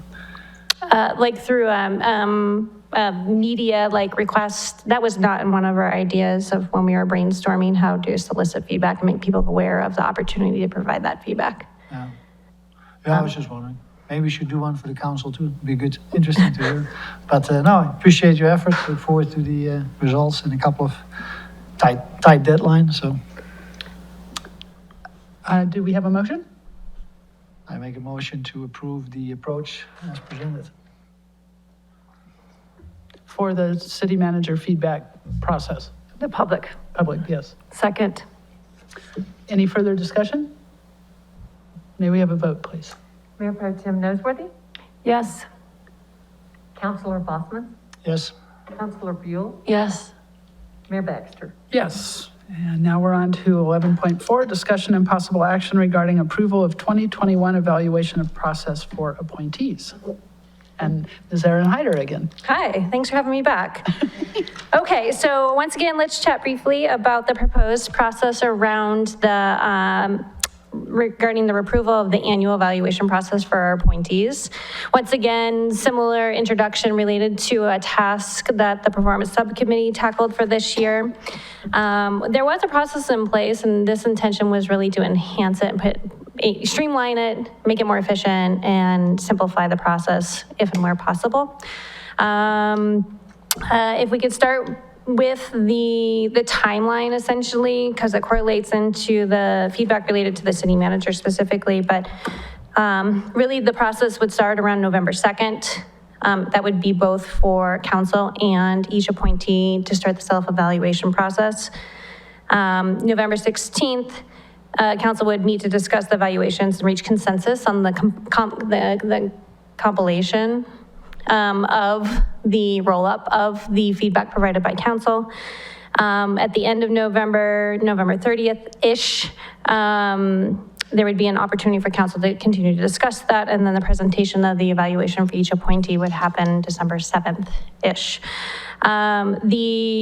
We did some work on enhancing the content areas of the performance evaluation forms to reflect the key essential responsibilities and duties reflected in each job description. Each performance evaluation form is customized to each position as the role of the city manager. It looks different than the municipal judge, and looks different from the city attorney. Within each area, I really pointed out and we built in what should be considered as providing the evaluation. I think that's helpful, and it gives a little bit more robustness to the form to guide the feedback that is in each area. Each form is built so that not only is there a performance rating, meets the, the expectations of the job, solid performer, above average performer. I can't remember the exact terminology right now, I'm missing it. But there's also an area in which comment is required for each area. So that is both quantitative and qualitative in nature. And then there's a section for each one to report back on the progress and completion of goals. And I think that's an important tie back to our initial goal setting intentions set out at the beginning of the year. One big switch from the process prior is that we are going to switch over to using our internal tool that we use for evaluations, which is TrackStar, which enables us all to do it electronically to capture the input. Because TrackStar, there's 5 raters, we would use the 360 feedback function, which then each of you get to provide feedback. I receive the summary of the feedback, and then that's how I would send out the compilation of the summary of the feedback to everybody. And I'm happy to answer any questions about the proposed process. I think that's everything. I'm going to jump in and thank the mayor for 2 years running for compiling this by hand and retyping it in some format for us to provide this. So I'm delighted that we can each enter it once and you can compile it all. Well, it compiles it for us. It compiles it for us. So I did want to thank Mayor Baxter for doing the work 2 years in a row. Thank you. Any comments, questions, council? No? May we have a motion, please? I'll move to approve the proposed annual evaluation process for appointees. Second. Any discussion? No? May we have a vote, please? Mayor Pro Tem Nosworthy? Yes. Councilor Buell? Yes. Councilor Bosman? Yes. Mayor Baxter? Yes. Thank you. Is it too late to make another note related to appointees? I'm sorry, another one? Is it too late to make another note related to appointees? Regarding the municipal judge kind of process, that a follow-up was requested on a process? I'm sorry, Erin, I don't know if it's the bouncing off the, slow down maybe. I was wondering if it's too late to make another note related to appointees, specific as a follow-up to the request to propose a process to fill the municipal judge vacancies that are coming up. I think we can include that, yes. Okay. As a follow-up from I believe our last meeting, we were asked to put together a proposed process to solicit applications for the municipal judge vacancy and then interview and select. With that, I think it's a very simple process where we, number one, schedule an interview for the current judge and the associate judge position to interview to move into the full-time position. And that could be scheduled for an executive session on November 2nd. We could launch the process to, put a posting out through both the Southwest Bar listserv and the Herald, asking for applications to be submitted. We can keep that open for 10 days. Those would be sent to me. I could collect those, send them out to potentially, to a subcommittee to shortlist, and then select maybe, a small number to then interview and appoint around the December 7th meeting, also in an executive session. Wonderful. With Mr. James Casey retiring, and we're moving Sarah Law, I believe, after we have that approval process up into that position, this is a great thing to do. Do we have a motion to follow that process? I'll move to follow the process. I'll second. that you laid out, Aaron. Thank you. Any further discussion? May we have a vote, please? Okay.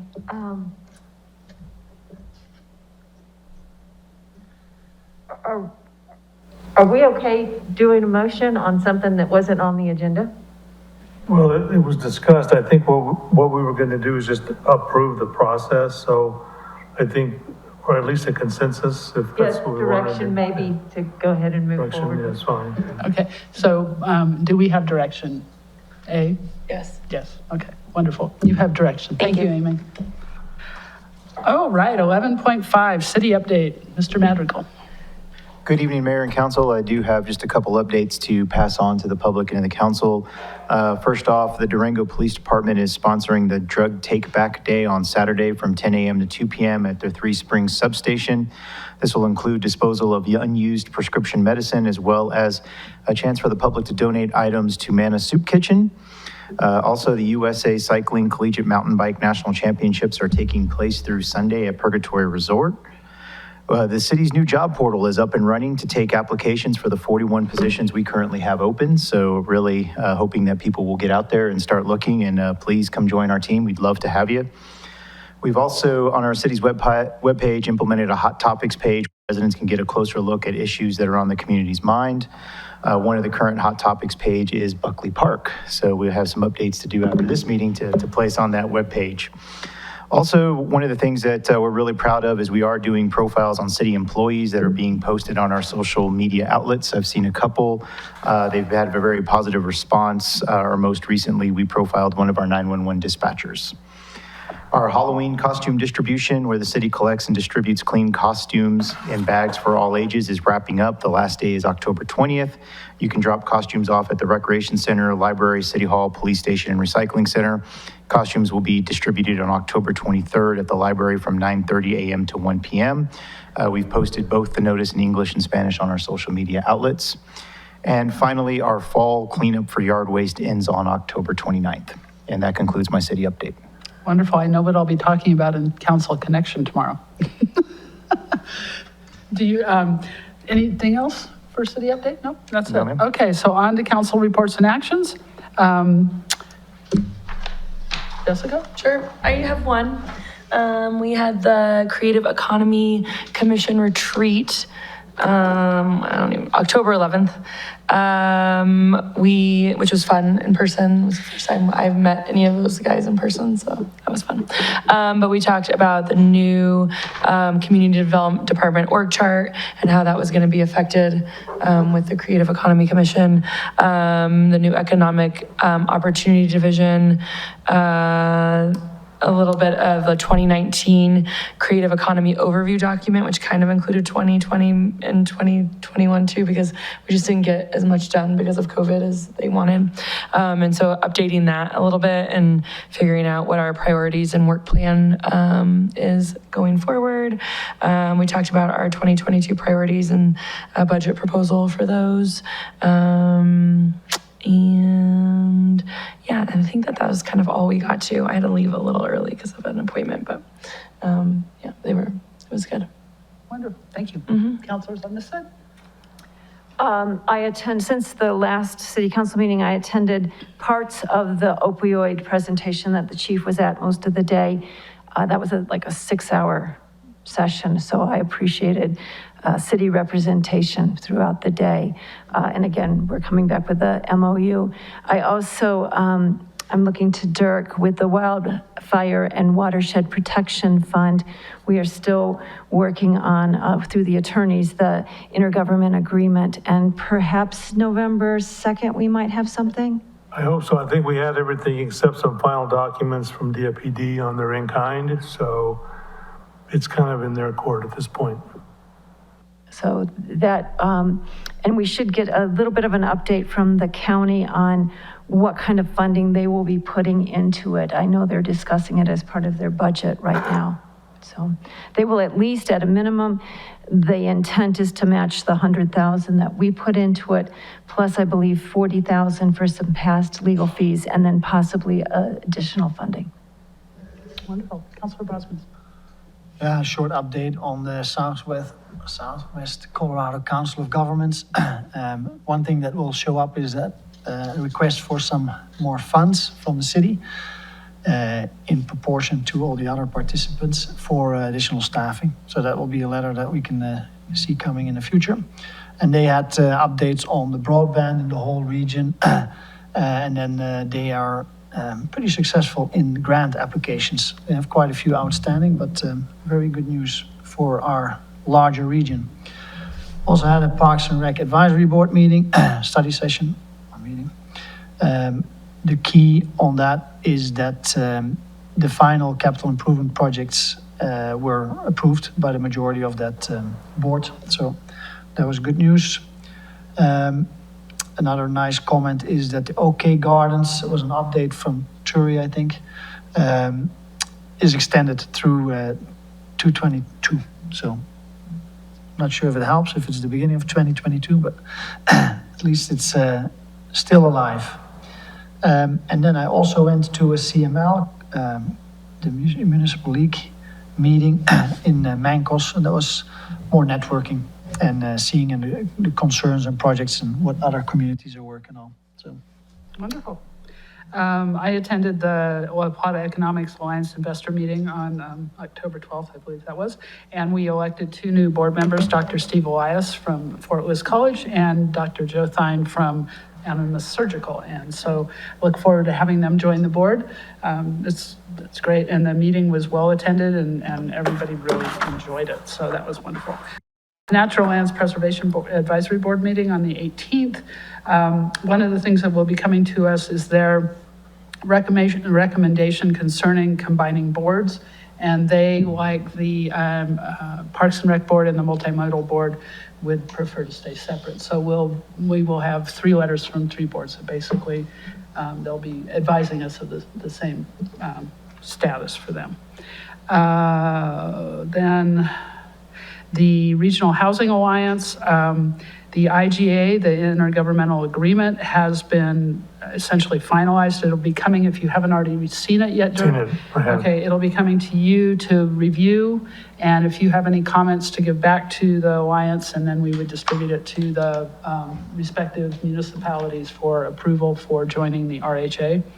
And the request for qualifications for the leadership position for the RHA is right now in draft form, and it should be finalized in the next couple of weeks, so that we're actually hoping that we can put that out with a caveat that the IGA needs to be approved before it's official, but we don't want to be sitting around waiting. So, and then I also went to my first MIAC meeting, the Mayor's Youth Advisory Council.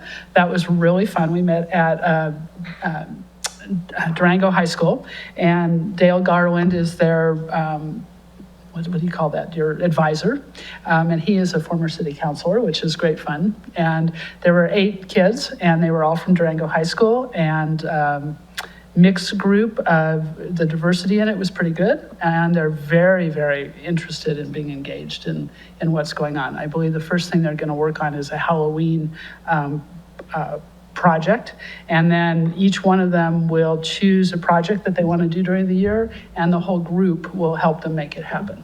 So I think that'll be really fun to watch as we go along. So that's it. Any other comments or anything? No? Meeting adjourned.